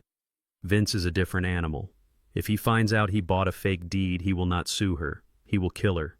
And he might kill you too for letting it happen. I looked out the window at the dark outline of my house. We have to stop it, J.D. said, closing the folder. We have enough right here to get an emergency injunction. I can wake up a judge. We can have the police at your door in an hour. We can shut this down before breakfast. No, I said. J.D. looked at me surprised. No, Curtis, did you hear me? These people are dangerous. I turned to face him. If we stop them now, Skylar gets a slap on the wrist. She will say it was a misunderstanding. She will say she didn't understand the trust. She will drag me into probate court for the next 5 years. She will drain my accounts with legal fees. And Damien will never learn. So what do you want to do, J.D. asked. I want them to sign, I said. I want Skylar to sit at that table. I want her to take the pen.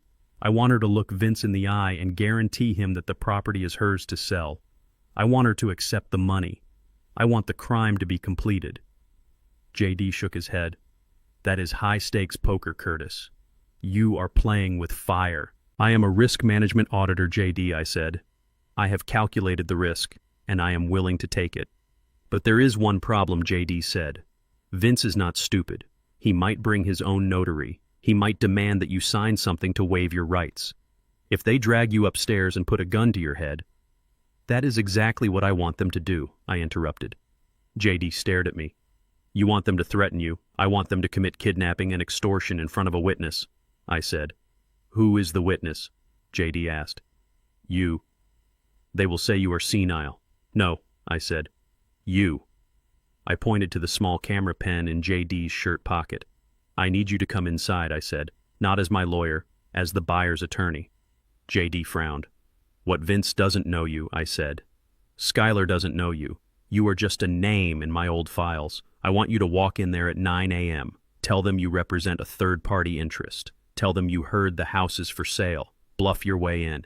And then what, J.D.? Asked, skepticism written all over his face. Then you watch, I said. You record. You witness the transaction. And when Skylar signs that paper, you give the signal. What signal? I reached into my pocket and pulled out the broken hinge pin. When I ask for a glass of water, I said, that is the signal. When I ask for water, you bring in the cavalry. J.D. looked at the hinge pin, then at me. He was silent for a long moment. Then a slow grin spread across his face. You are a crazy old bastard, Curtis, he said. I learned from the best, I said, smiling back. J.D. handed me the blue folder. You better take a copy of this. Hide it. If things go south, you might need to wave it like a shield. I took the folder. I tucked it inside my shirt. One more thing, J.D. said as I opened the door. Vince. He is not a rational actor. If he realizes he is trapped, he might start shooting.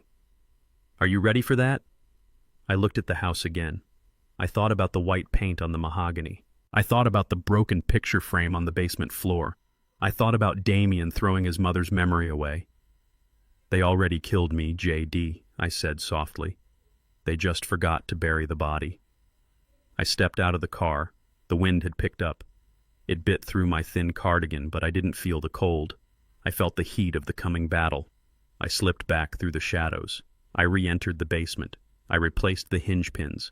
I locked the door from the inside using a pair of pliers to turn the latch so it would look like it had never been opened. I sat back down on the cot. I was ready. The trap was set. The legal bear trap was armed and the jaws were open. Skylar and Damien were walking toward it blindfolded by their own greed. I closed my eyes and visualized the trust document. Irrevocable. It was a beautiful word. It meant unchangeable, unalterable, permanent, just like my love for this house, just like my resolve to protect it. Upstairs, I heard the first floorboards creak. The house was waking up. I heard the shower running. I heard the coffee maker grinding beans. They were preparing for their big day. They were preparing to celebrate their victory. I lay back and crossed my hands over my chest. Let them have their coffee. Let them put on their best suits. Let them rehearse their lies. Because when they came down those stairs to get me, they would not find a victim. They would find the primary trustee. And I was about to call the meeting to order.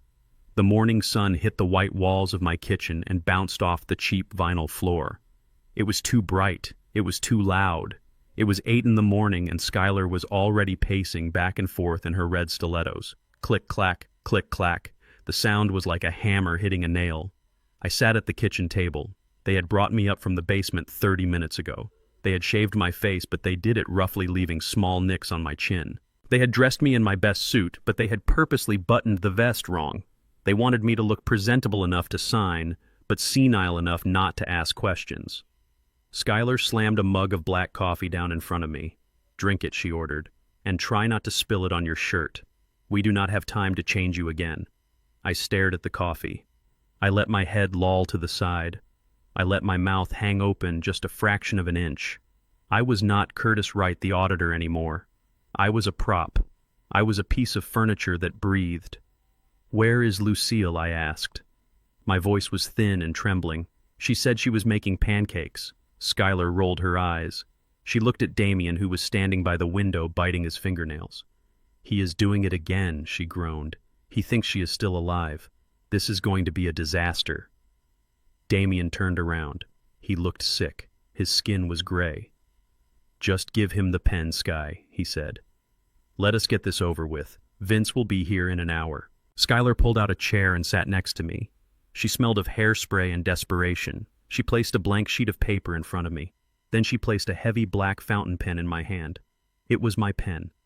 It was a Mont Blanc I had bought when I made partner in 1990. She had stolen it from my desk. "Listen to me, Curtis," she said, speaking slowly and loudly as if I were deaf. "We are going to play a game. A nice man is coming to visit. He is going to bring us a present. But first you have to write your name. Can you do that? Can you write your name for the nice man?" I looked at the pen. I looked at her. I let my hand shake. I let the tremor start in my wrist and travel up to my shoulder. "I do not want to play," I whined. "I want to go to the park." Skylar grabbed my wrist. Her fingers were cold and hard. "Write your name," she hissed. "Write it right now, or so help me. God, I will put you back in the dark." I whimpered. I touched the pen to the paper. I made a jagged line. Then I dropped the pen. It rolled across the table and fell onto the floor. Skylar screamed, a short, sharp sound of pure rage. She dove under the table to get it. I looked over at the kitchen island. Trey was sitting there, my grandson. He was holding his phone up. The camera lens was pointed directly at me. He was not helping. He was not looking away in shame. He was filming. I saw the red recording light. I saw the smirk on his face. "Trey, what are you doing?" Damien asked nervously. "Content," Dad, Trey said without lowering the phone. "This is gold. Hashtag dementia. Hashtag old people problems. The internet eats this stuff up. Look at him. He looks like a lost puppy." He laughed. I felt a fire ignite in my belly that was hotter than any rage I had ever known. He was mocking my dignity for likes. He was turning my tragedy into entertainment. I wanted to stand up. I wanted to walk over there and smash that phone into 1,000 pieces. I wanted to grab him by his designer collar and tell him that I was the one who paid for that phone. I was the one who paid for the data plan he was using to humiliate me. But I did not move. I am an auditor. I collect evidence. And Trey was creating the evidence for me. Let him film. Let him show the world how they treated me. It would all be admissible in court. Skylar popped up from under the table. She shoved the pen back into my hand. "Focus," she commanded. She wrapped her fingers around mine. She guided my hand. "We are going to practice. CURTIS." She dragged my hand across the paper. It felt violating. It felt like she was hijacking my body. "Good," she said. Again. We did it 10 times, 20 times. Each time I made my handwriting look worse. I made it look shaky, uncertain, the handwriting of a man whose mind had left the building. By the 20th time, Skylar was beaming. "Perfect," she said. She held up the paper. "Look at this, Damien. It is legible enough to pass, but shaky enough to prove he is incompetent if we ever need to challenge it later. It is the perfect balance." She looked at me. She patted my cheek. It was a slap disguised as a caress. "You are a good boy, Curtis," she cooed. I looked up at her. I made my eyes wide and watery. I let a single drop of saliva escape the corner of my mouth. "Thank you, Mama," I whispered. The room went silent. Damien turned away. He looked like he was going to vomit. Skylar froze. Then a slow, cruel smile spread across her face. "Did you hear that?" she asked Damien. "He called me Mama." She laughed. It was a victorious laugh. "He is gone, Damien. He is completely gone. The lights are on, but nobody is home." She stood up and walked to the window. She pulled out her phone. "I am calling Vince," she said. "I am telling him to bring the cash. The package is ready for delivery." I sat there and wiped my mouth with my sleeve. I watched her talk on the phone. She was animated. She was confident. She was talking about me as if I were a used car she had just managed to start up one last time. "Yes, Vince," she said. "He is docile. No trouble at all. Just bring the bag. We will sign the deed and you can have the keys by noon." She hung up and turned to Trey. "Get him a glass of water," she said, "and make sure his tie is straight. I am going to touch up my makeup." She left the room. Her heels clicked down the hallway. Damien followed her. "Sky, wait. I need to talk to you about the transfer." They were gone. I was alone in the kitchen with Trey. My grandson put his phone down on the counter. He did not get me water. He picked up an apple from the fruit bowl and took a loud bite. He looked at me. There was no love in his eyes. There was only calculation. "You really lost it, didn't you, Grandpa?" he said, chewing with his mouth open. "It is kind of sad, but honestly it is for the best." He picked up his phone again. He dialed a number. He put it on speaker. "Yo, bro," he said. A voice answered, loud, young, arrogant. "Trey, my man, did you get the money yet?" "Not yet," Trey said, leaning back against the counter. "The buyer is coming in an hour, but it is a done deal. The old man is signing everything over." "Nice," the voice said. "So are we getting the GT3? Trey laughed. "You know it. Porsche 911 GT3 RS. Black on black." I already told the dealer to hold it. I sat very still. The Porsche. Trey was 22 years old. He had dropped out of college twice. He had never held a job for more than 3 months. And now he was planning to buy a $200,000 sports car with the proceeds of my home. "Wait," the voice on the phone said. "What about your parents? Won't they want the money?" "Mom is cool," Trey said. "She gets her cut to pay off her debts. Dad is a wimp. He does whatever she says, and the rest is mine. It is my inheritance, bro. I am just getting it early." "And your grandpa?" the voice asked. "What happens to him?" Trey looked at me. He looked right into my eyes. He did not see me. He saw an obstacle that had been removed. "Oh, we found a place for him," Trey said. "It is called Sunny Acres or something. It is way out by the landfill. It is super cheap, like state-funded cheap." The voice on the phone laughed. "Damn, that is cold." "Is it bad?" "It is a dump," Trey admitted. "But hey, he won't know the difference. He thinks my mom is his mom. As long as they feed him Jell-O, he will be fine. And think about it. The money we save on his care is money for gas, and that Porsche drinks gas." He laughed again. I stared at him. Sunny Acres. I knew that facility. I had audited their parent company 10 years ago. It was a warehouse for the forgotten. It was understaffed. It was filthy. It was a place where people went to die of bed sores and neglect. That was their plan. Porsche for the grandson, prison for the grandfather. Trey hung up the phone. He looked at me one last time. "Do not look at me like that, Grandpa," he said. "You had a good run. You lived here for 40 years. It is my turn now." He took another bite of the apple and walked out of the room. I sat alone in the white kitchen. The silence was deafening. My hands were resting on the table. They were not shaking anymore. I looked at the pen on the floor. They thought I was broken. They thought I was a vegetable. They thought I was a signature waiting to happen. Trey thought he was driving a Porsche next week. I closed my eyes. I visualized the trust document in my jacket pocket. I visualized the clause about beneficiary revocation. Trey was not getting a Porsche. Trey was going to be lucky if he could afford a bus ticket when I was done with him. I heard a car pull up in the driveway. A heavy engine, a car door slamming. Vince. He was here. I took a deep breath. I summoned the actor inside me. I let my jaw go slack again. I let my shoulders slump. I was ready to give the performance of a lifetime. I was ready to sign. But I was not signing a deed. I was signing a warrant. The waiting is always the hardest part of an audit. You have gathered the data and you have identified the discrepancies, but you have to wait for the subject to make their final mistake. I sat in the darkness of the basement on my army cot and listened to the house breathe. It was 10 in the morning, but down here it felt like midnight. The air was thick with the smell of damp concrete and the lingering scent of the filet mignon Damien had brought me the night before. I had not eaten it. I did not trust them not to drug me again. Then I heard it. A car engine roared in the driveway. It was not the smooth purr of a luxury sedan. It was the aggressive growl of a modified engine. A heavy car. American muscle. Car doors slammed. Not one, not two. 3 doors. Vince had brought his team. I moved instantly. My joints were stiff from the cold, but adrenaline is a powerful lubricant. I went to the basement door. I had replaced the hinge pins earlier, but I had left the top one slightly loose.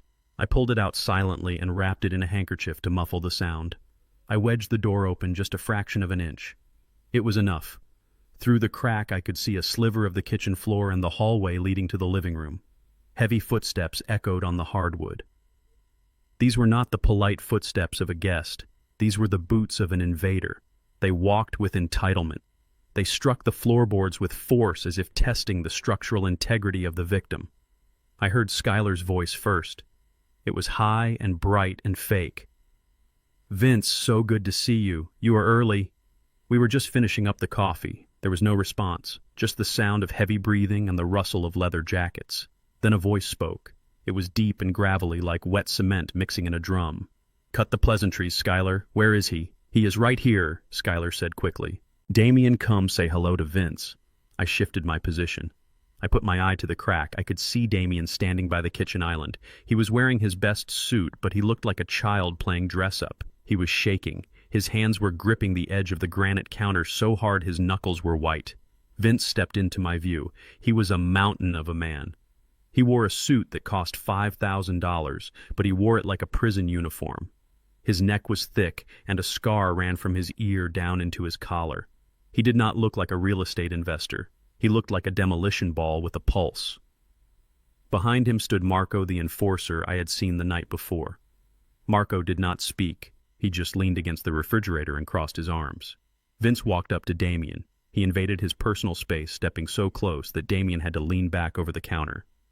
"You look nervous, Damien," Vince said. His voice was soft, but it carried a weight that made the air in the basement feel heavy. "I am not nervous," Damien stammered. "I am just anxious to get this done. We are ready to sign." Vince laughed. It was a dry, dusty sound. "I bet you are ready." "You are 5 days past your deadline, Damien. Do you know what happens to people who miss my deadlines?" He reached out and adjusted Damien's tie. Damien flinched as if he had been burned. Vince smiled. He patted Damien's cheek. "Relax. You found a solution. You are giving me this beautiful house. It is a good solution. It settles the debt." He turned and looked around the kitchen. He looked at the white cabinets Skylar had painted. He looked at the cheap vinyl floor. He sneered. "Shame about the wood, though. I liked the mahogany, but I guess you had to make it look like every other house on the block to feel safe." Skylar stepped forward. She placed a hand on Vince's arm. "A dangerous move." "We made it modern, Vince," she said. "It is turnkey. You can flip it next week for double the price." Vince looked at her hand on his arm. He looked at it like it was a spider. Skylar pulled her hand away quickly. "I am not flipping it," Vince said. "I am keeping it. I need a place to store some inventory. The basement in this place is big, right? Deep, soundproof." My heart hammered against my ribs. Inventory. He was going to use my home as a warehouse for drugs or guns. And speaking of the basement, Vince said, turning his cold eyes back to Damien, is the problem handled? Damien swallowed hard. The problem. My father is resting, Damien said. He is ready to sign. Skylar practiced with him. He is confused but compliant. Vince nodded. He reached into his jacket pocket. I expected him to pull out a document. Or a pen. Instead, he pulled out a gun. It was a black pistol, short, compact. A silencer was screwed onto the barrel. I clamped a hand over my mouth to stop myself from gasping. Vince held the gun casually by his side. He walked closer to Damien. He pressed the cold metal of the silencer into Damien's stomach, right above his belt buckle. Damien let out a high-pitched whimper. He tried to back away, but the counter trapped him. Listen to me very carefully, Vince whispered. The room was dead silent. I could hear the refrigerator humming. I could hear Damien's rapid, shallow breathing. I brought the cash, Vince said. It is in the trunk. $1 million in small bills, just like you asked. But if that old man hesitates for 1 second, if he stutters, if he decides he does not want to sign, I am not going to sue you, Damien. I am not going to yell at you. Vince pressed the gun harder. Damien doubled over, slightly gasping for air. I am going to blow your kneecaps off right here in this kitchen, Vince said. And then I am going to make you walk on the stumps to the basement to say goodbye to your daddy. Do you understand me? Damien nodded frantically. Tears were streaming down his face. Yes. Yes, I understand. And you, Skylar, Vince said, not turning his head. You are the architect of this deal. If this goes sideways, Marco is going to take you for a ride, and you are not coming back. Skylar was pale, but she did not cry. She stood rigid. He will sign, Vince, she said. Her voice was steady. I guarantee it. He thinks I am his mother. He does whatever I say. Vince pulled the gun back. He tucked it back into his holster. He smoothed his jacket. Good, he said. I like guarantees. He checked his gold watch. The notary will be here in 20 minutes. Get the old man ready. Clean him up. If he smells like a basement, I am going to be unhappy. Vince turned and walked out of the kitchen toward the living room, followed by Marco. I stayed frozen at the crack in the door. I looked at Damien. He was slumped over the counter, hyperventilating. Skylar walked over to him. I thought she was going to comfort him. I thought she was going to hug him. Instead, she slapped him. A sharp, hard slap across the face. Pull yourself together, she hissed. Stop crying. You look like a pathetic loser. Damien touched his cheek. He had a gun to my stomach, Sky, he whispered. He was going to cripple me. He did not do it. Skylar snapped. He was motivating you. Now go wash your face. We have 20 minutes to get your father upstairs and seated. And for God's sake, fix your tie. You look guilty. She turned and walked out of the room, leaving Damien alone. I slowly pulled back from the door. I let the hinge pin slide back into place. I sat down on the cot. My hands were shaking. Not from fear, but from rage. They had brought a gun into my house. They had threatened to turn my home into a slaughterhouse. But I had something they did not know about. I reached under my cot. I pulled out a small metal box. It was my old toolbox. Under the wrenches and screwdrivers I had hidden it. My dictaphone. It was a relic from the 90s. A small handheld tape recorder I used to use to dictate audit notes when I was on the road. It was scratched and battered, but I had put fresh batteries in it last night. I had turned it on the moment I heard the car engines. I pressed the rewind button. The tape whirred. I held it up to my ear and pressed play. The sound was faint and scratchy, but clear enough. I'm going to blow your kneecaps off right here in this kitchen. The voice of Vince. The threat of bodily harm.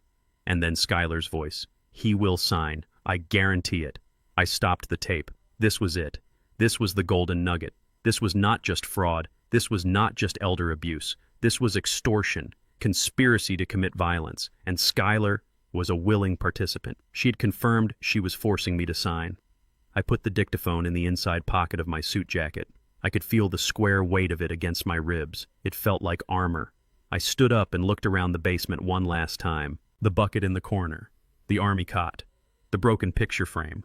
This had been my prison for 3 days. But today it was my war room. I heard the lock click on the basement door. Skylar was coming to get me. I sat down on the cot. I slumped my shoulders. I let my mouth hang open. I vacated my eyes. The door opened. Light flooded in. Skylar stood at the top of the stairs. She looked like an angel of death in a designer dress. Come on, Curtis, she called out. Her voice was sweet and poisonous. Come upstairs. It is time for your medicine. I stood up slowly. I shuffled my feet. I am coming, Mama, I mumbled. I walked up the stairs. I walked toward the gun. I walked toward the shark. But I was not afraid. Because I was bringing the one thing a shark fears most: a net. The leather bag hit the kitchen table with a heavy thud that rattled the coffee cups. It was the sound of $1 million in cash. It was the sound of blood money. Vince stood over the table like a butcher inspecting a carcass. He reached out with a thick hand and unzipped the bag. Inside, the stacks of $100 bills were wrapped in rubber bands. They smelled of ink and old basements. They smelled of crime. I sat in my chair, my hands folded in my lap. Skylar was standing next to me. Her eyes were glued to the money. She was practically vibrating with greed. Her breathing was shallow and fast. She looked like a junkie about to get her fix. Damien stood by the window looking like he was about to vomit. He kept wiping his sweaty palms on his expensive trousers. Vince looked at the notary, a small, nervous man named Mr. Henderson who was sweating through his cheap suit. "Is everything in order?" Vince growled. Mr. Henderson nodded frantically. "Yes, sir. The deed transfer is prepared. The quitclaim is ready. We just need Mr. Wright's signature and Mrs. Wright's signature as the witness and guardian." Vince pulled out a chair and sat down opposite me. He stared into my eyes. His gaze was flat and dead. He was looking for fear. He was looking for hesitation. "Do it," he said. Skylar grabbed the pen. She jammed it into my hand. Her fingers were cold and clammy. "Come on, Curtis," she said, her voice tight. "Sign the paper, just like we practiced. Write your name and then we can have some ice cream." Ice cream.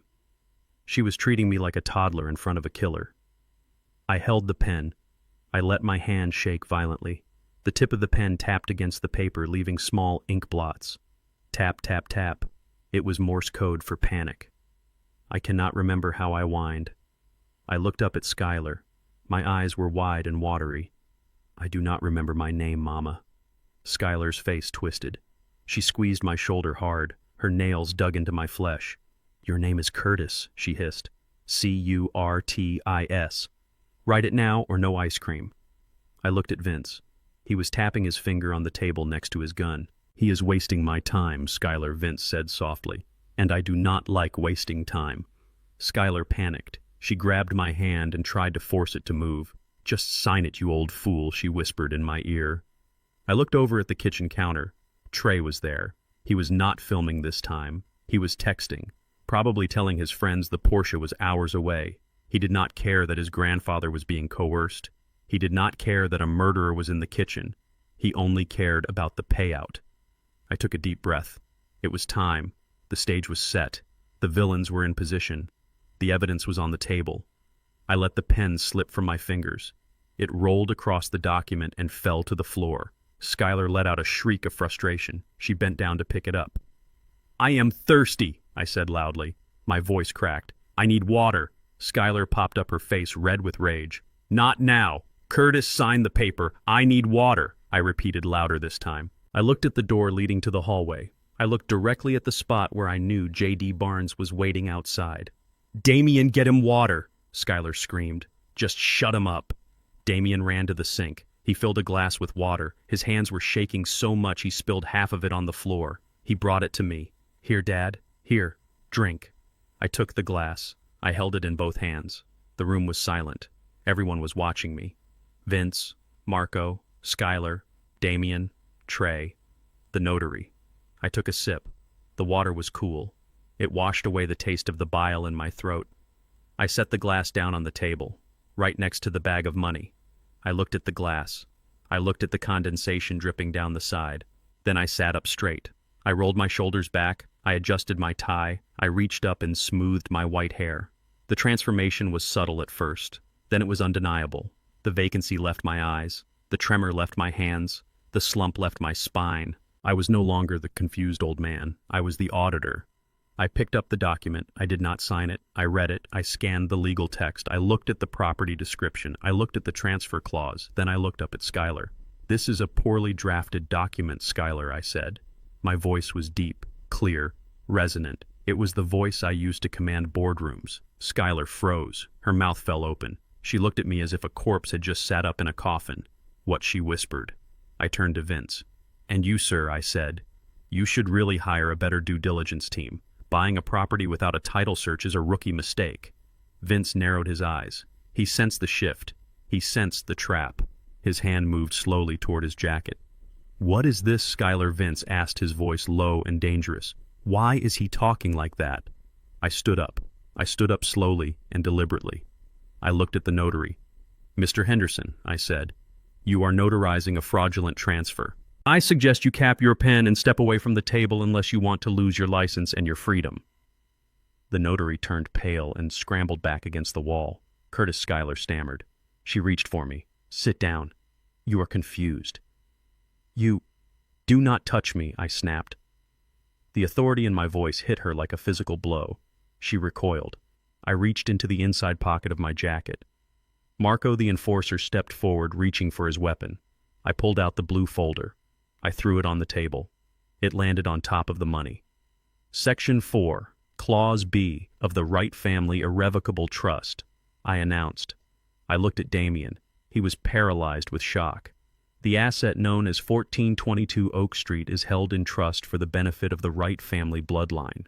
It cannot be sold, transferred, or encumbered by any guardian agent or holder of power of attorney without the express written consent of the primary trustee, signed in the presence of a federal judge." I looked at Vince. "I am the primary trustee, and I do not consent."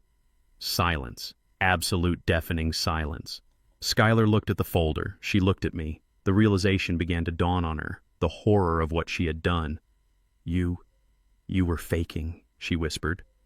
I leaned forward, my hands flat on the table. "I am a risk management auditor, Schuyler. I do not fake. I simulate scenarios to test the integrity of the system. And your system just failed." Vince stood up.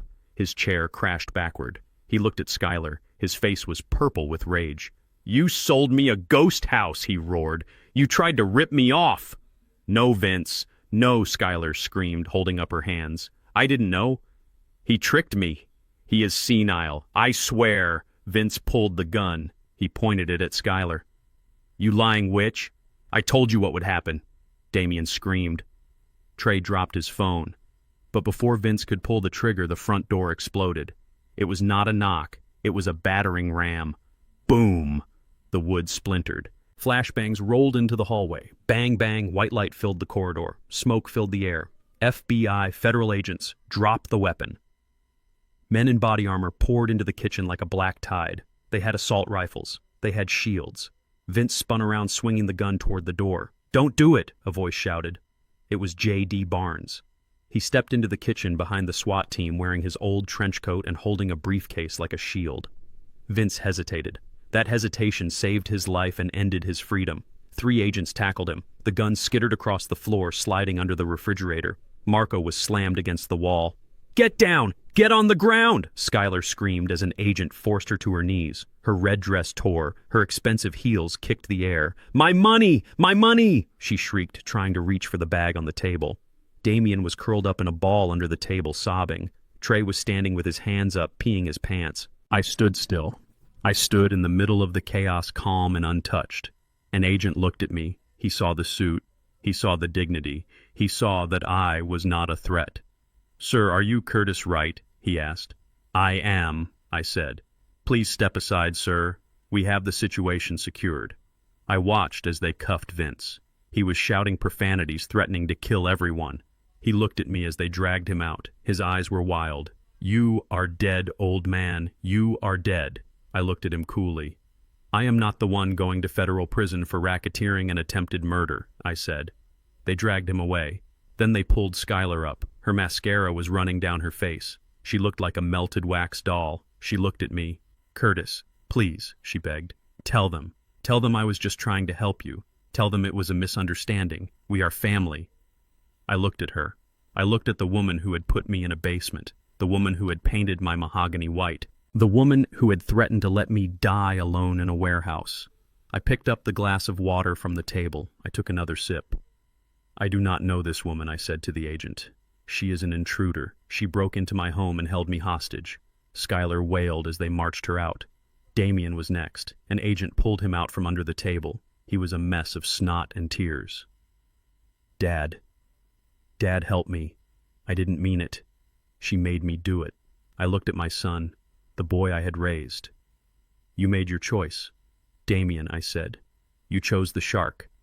Now you have to swim with him." They took him away. Finally, Trey. He walked past me in handcuffs. He looked small. He looked like a child. The Porsche grandpa. He whimpered. I just wanted the Porsche. You should have learned to take the bus, I said. The kitchen cleared out. The police were taking photos of the money. J.D. Barnes walked over to me. He kicked a piece of the broken door frame aside. That was close, Curtis, he said. He looked at the spot where Vince had been standing. He really had a gun. I knew he would, I said. J.D. shook his head. You are the craziest client I have ever had, and the best. He reached into his pocket and pulled out a small digital recorder. Did you get it, I asked. Every word. J.D. smiled. The threat, the coercion, the conspiracy, plus the recording you made in the basement. They are going away for a long time, Curtis. Vince is looking at 20 years minimum. Skylar and Damien, probably 10 for fraud and elder abuse. I nodded. I looked around the kitchen. It was destroyed. The table was overturned. The white paint was chipped where the flashbangs had hit. The vinyl floor was scuffed by combat boots. It was a war zone, but it was my war zone. I walked over to the table. I picked up the blue folder. I dusted it off. I picked up the pen from the floor, my Mont Blanc. I put it back in my pocket. Is it over? Curtis J.D. asked gently. I looked at the empty doorway where my family had just been dragged out. The audit is complete, I said. The discrepancies have been removed. The assets are secured. I felt a sudden wave of exhaustion hit me. My knees buckled slightly. J.D. grabbed my arm. Easy now. You have been running on adrenaline for 3 days. I sat down on the only chair left standing. I need a real drink, J.D., I said. Not water. J.D. laughed. I think I have a bottle of scotch in the car. He went to get it. I sat alone in the ruin of my kitchen. I listened to the sirens fading in the distance. I was alone. Truly alone. My wife was gone. My son was gone. My grandson was gone. But as I looked at the sunlight streaming through the window, hitting the spot where the white paint had chipped away, revealing the dark, beautiful mahogany underneath, I smiled. I was still here, and I had a lot of paint scraping to do. The explosion of the front door was still ringing in my ears. The kitchen was filled with a haze of white smoke from the flashbangs. It smelled like sulfur and burning wood. Through the haze, I saw shapes moving with terrifying speed. Men in black tactical gear poured into the room like a river of ink. They were shouting commands, but the sounds overlapped into a wall of noise. Get down, federal agents, hands where I can see them. Vince was the first to react. He was a creature of instinct, and his instinct was violence. He had been thrown back by the blast, but he scrambled to his feet. His eyes were wide and wild. He looked like a cornered bear. He did not look at the agents. He looked at the refrigerator where his gun had slid moments before. He lunged for it. He moved fast for a big man. He threw himself across the vinyl floor, his hands stretching out toward the dark gap under the appliance. Don't do it! An agent screamed. Vince didn't listen. His fingers brushed the metal of the gun, but he was too slow. 2 agents hit him at the same time. It was a collision of bodies that shook the floorboards. They tackled him with the force of a freight train.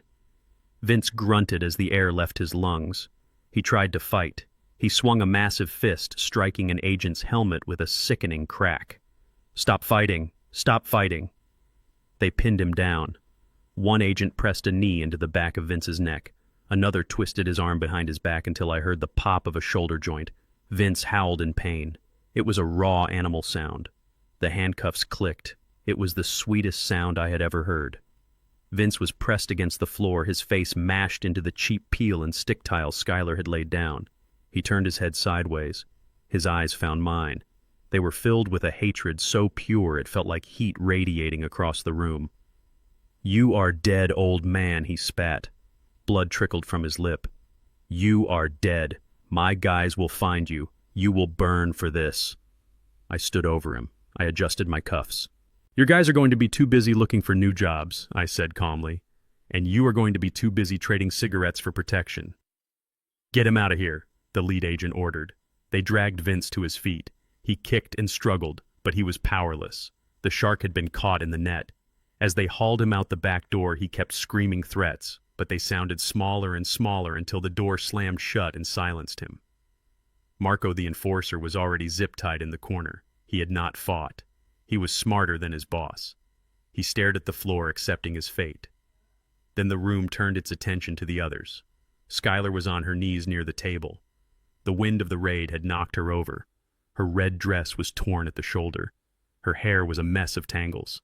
She looked around the room, her eyes darting from the agents to the money on the table. "That is mine," she shrieked.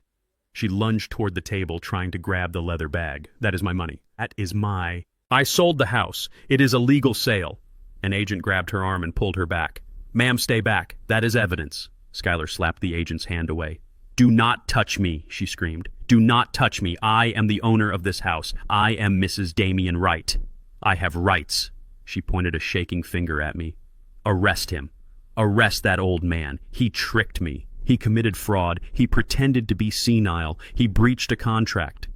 J.D. Barnes stepped forward. He walked through the smoke like a detective from an old movie. He held his briefcase in one hand and a stack of papers in the other. "Mrs. Wright." "J.D.," said his voice cutting through her hysteria, "I suggest you remain silent. You are incriminating yourself with every word." "Who are you?" Skylar demanded. She tried to stand up, but her legs wobbled. "Are you his lawyer? You cannot be here. I have power of attorney. I am his guardian." J.D. shook his head. He handed a document to the lead FBI agent. "Agent, this woman is Skylar Wright. She is currently attempting to sell a property held in an irrevocable trust without the consent of the trustee. She is also under investigation for elder abuse, financial fraud, and conspiracy to launder money for the Vincente crime family." Skylar's face went white. The blood drained from her skin so fast she looked like a ghost. "Laundering," she whispered. "No, no. I was just selling a house. I didn't know who Vince was." J.D. held up the digital recorder. "We have you on tape, Mrs. Wright. We have you discussing the debt. We have you discussing the threats against your husband. We have you guaranteeing the signature of a man you claimed was incompetent. That is not selling a house. That is trafficking a human being." Skylar looked at the recorder. She looked at the money. She looked at me. The realization hit her. The walls were not just closing in. They had crushed her. She began to cry. It was not a cry of remorse. It was the ugly sobbing of a narcissist who realizes the audience has left. "It is not fair," she wailed. "I just wanted a better life. I deserve a better life. I am too pretty for jail." The agent pulled her hands behind her back. "You have the right to remain silent, ma'am." As the cuffs clicked onto her wrists, she looked at me one last time. Her eyes were pleading. "Curtis, please. Tell them we are family. I took care of you. I moved in to help you." I looked at her. I looked at the woman who had thrown my wife's records on the lawn. "You moved in to bury me, Skylar," I said. "But you forgot to check if I was dead first." They marched her out. Her heels dragged on the floor, leaving black scuff marks on the white paint. She was screaming about her rights until the very end. Then there was silence under the table. A soft, pathetic whimpering sound. I walked over to the table. The tablecloth was hanging down, obscuring the view. I lifted it up. Damian was curled into a ball. He was hugging his knees. He was rocking back and forth. He looked like a child hiding from a thunderstorm. "Damian," I said. He looked up. His face was wet with tears and snot. His expensive suit was ruined. He looked at me with the eyes of a terrified boy. "Dad," he choked out. "Dad, is it over?" "Come out, Damian," I said. He crawled out from under the table. He tried to stand up, but his legs gave way. He fell to his knees in front of me. He reached out and grabbed my hand. I pulled my hand away. "Dad, please," he begged. "You have to help me. She made me do it. Skylar made me do it. I was scared, Dad. Vince had a gun. You saw the gun. I had no choice." I looked down at him. I saw the man I had raised. I saw the man I had protected for 45 years. I saw the man who had stood by and watched his wife paint over my life. "You always have a choice, Damian," I said. My voice was cold. It was the cold of deep space. "You chose to save your own skin. You chose to sell your mother's legacy to a butcher." Damian sobbed louder. He grabbed the hem of my jacket. "I am sorry. I am so sorry. I will make it up to you. Just tell them I was a victim too. Tell them I was coerced. If you testify for me, maybe I can get probation. I can come back and help you fix the house. We can start over. Start over." He wanted to hit the reset button. He wanted me to bail him out one last time. I looked at the broken doorframe. I looked at the spot where the picture of Lucille had shattered the night before. I reached into my pocket and pulled out the photo I had saved. The one with the crack running through Lucille's face. I held it up to him. "Do you see this?" I asked. Damien looked at the photo. He nodded frantically. Yes, I see it. You broke this," I said.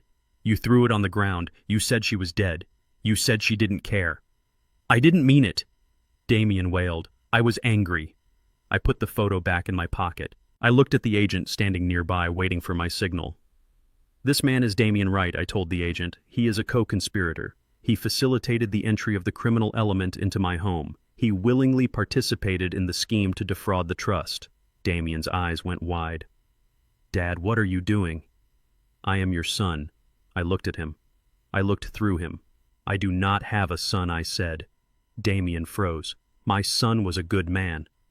I continued. "My son respected his mother. My son knew the value of hard work. My son would have taken a bullet before he let a stranger threaten his father." I leaned down close to his face. "That man died a long time ago, Damien. He died the same day his mother died. You are just a stranger wearing his face. And you are trespassing in my house." Damien gasped. It was the sound of a heart breaking. But it was not my heart. My heart had turned to stone days ago. "Officer, get him out of here," I said. The agent stepped forward. He pulled Damien to his feet. Damien did not fight. He went limp. He stared at me with dead eyes as they cuffed him. He did not speak again. He just watched me as they dragged him out the door. I did not watch him go. I turned my back. I turned my attention to the kitchen island. Trey was standing there, my grandson. He was not crying. He was not begging. He was standing with his hands up, but he looked annoyed. He looked like he was being inconvenienced. He looked at the agent swarming the room. Then he looked at me. "This is ridiculous, Grandpa," he said. "I am just a kid. I didn't sign anything.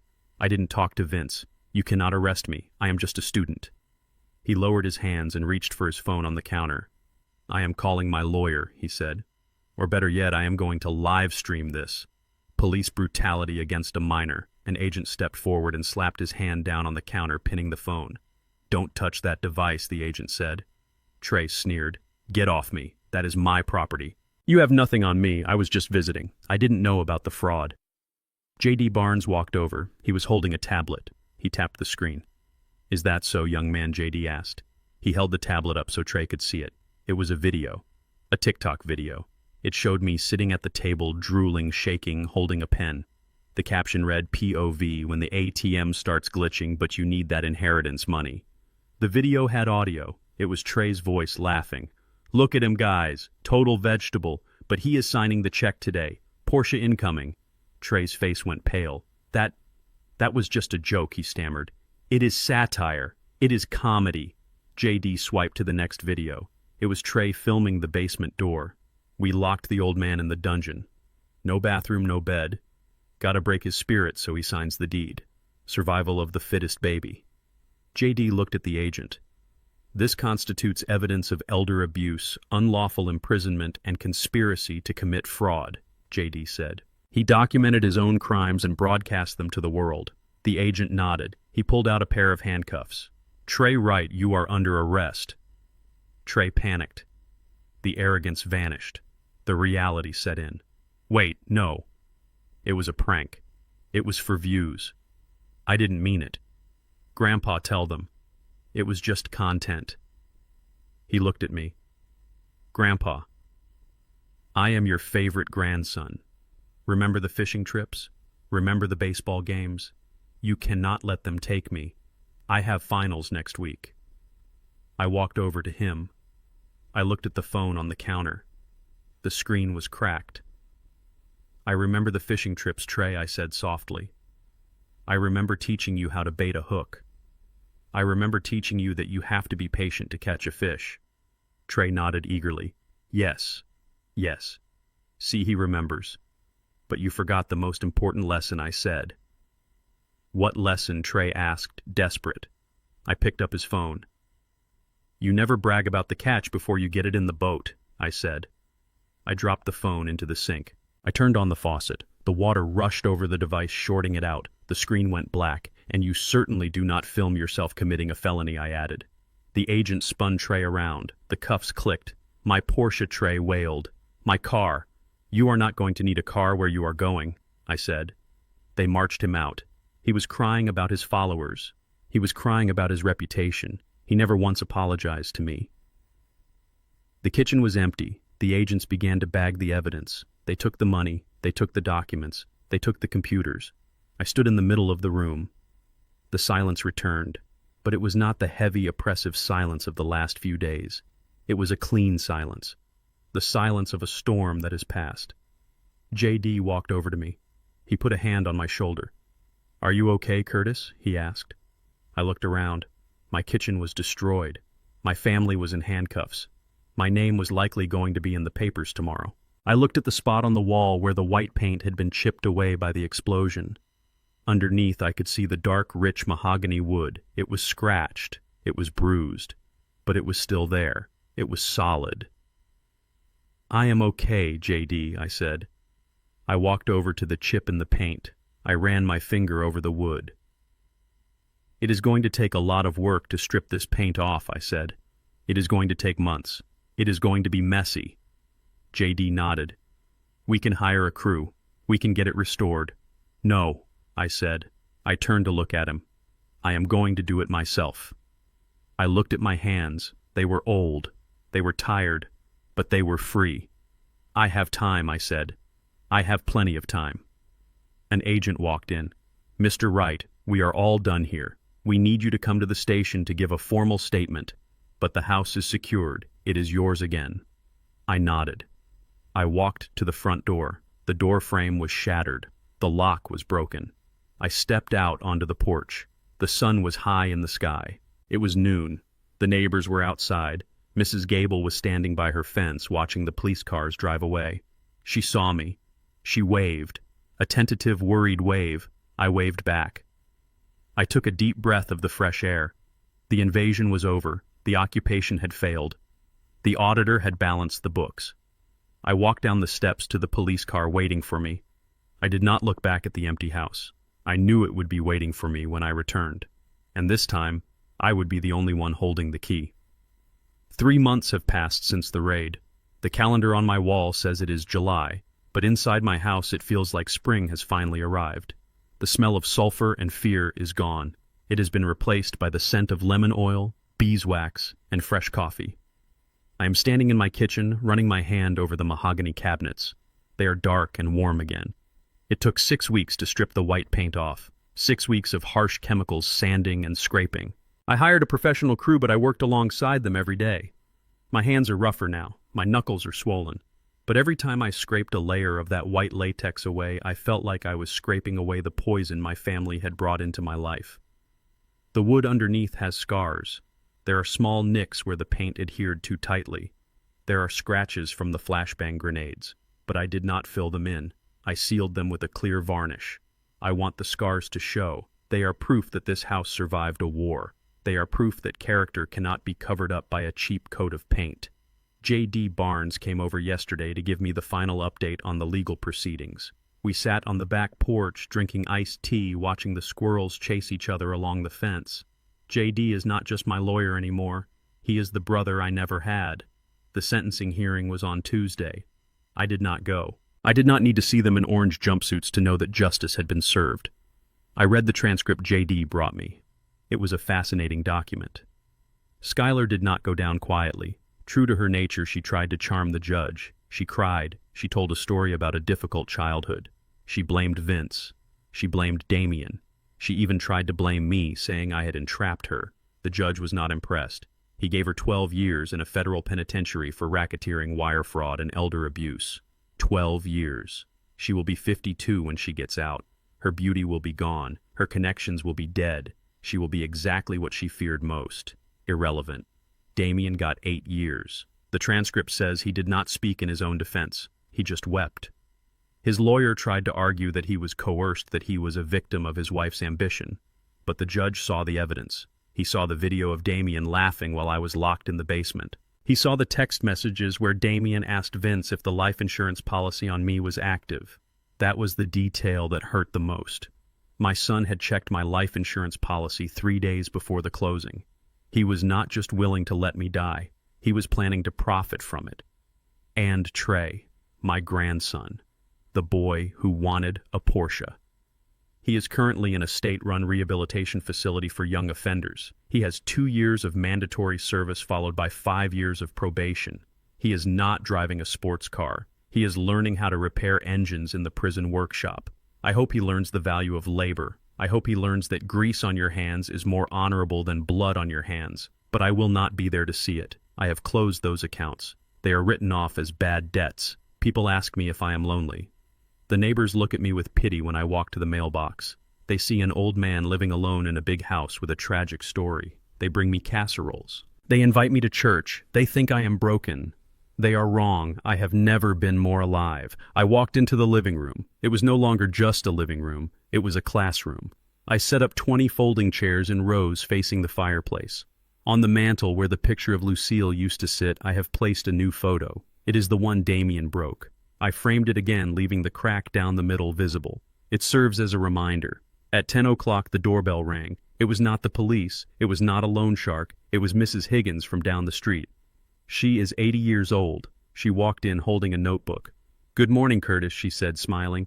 "I brought my property tax assessment. I think there is a mistake." "Come in, Martha," I said. "Take a seat."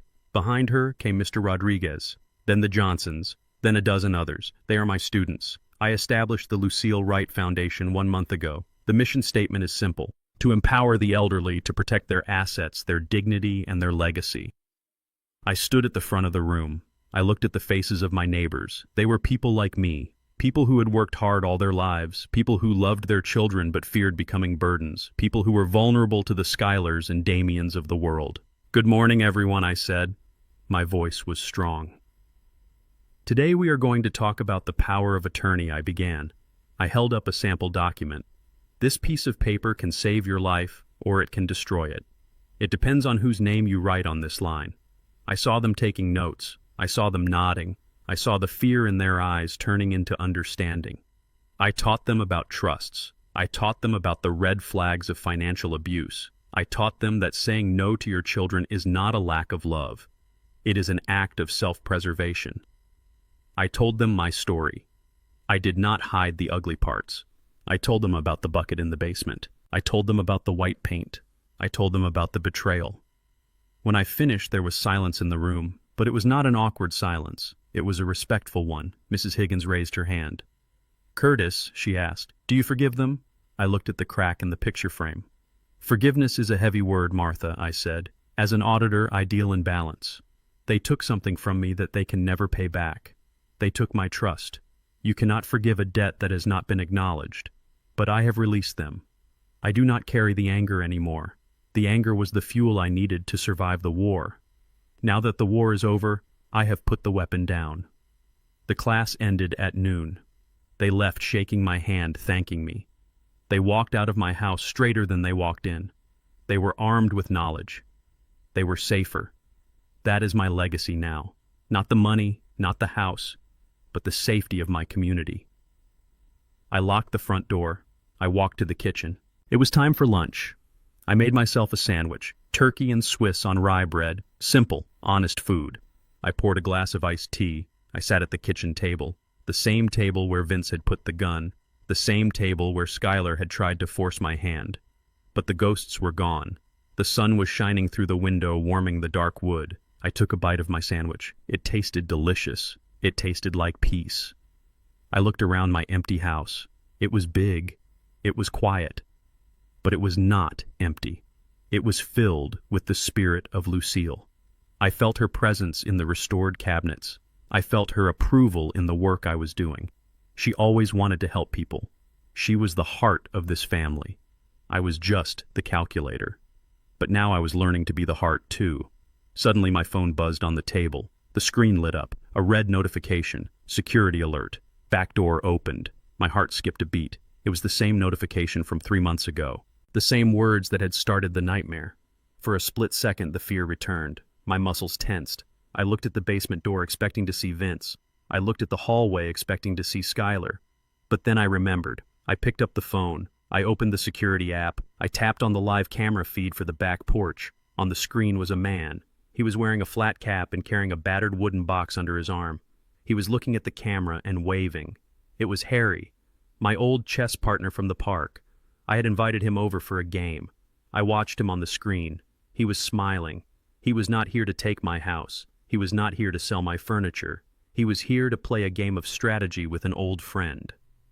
I smiled, a real, genuine smile that reached my eyes. I swiped the notification away. Dismiss. I stood up and walked to the back door. I unlocked it. I threw it open wide.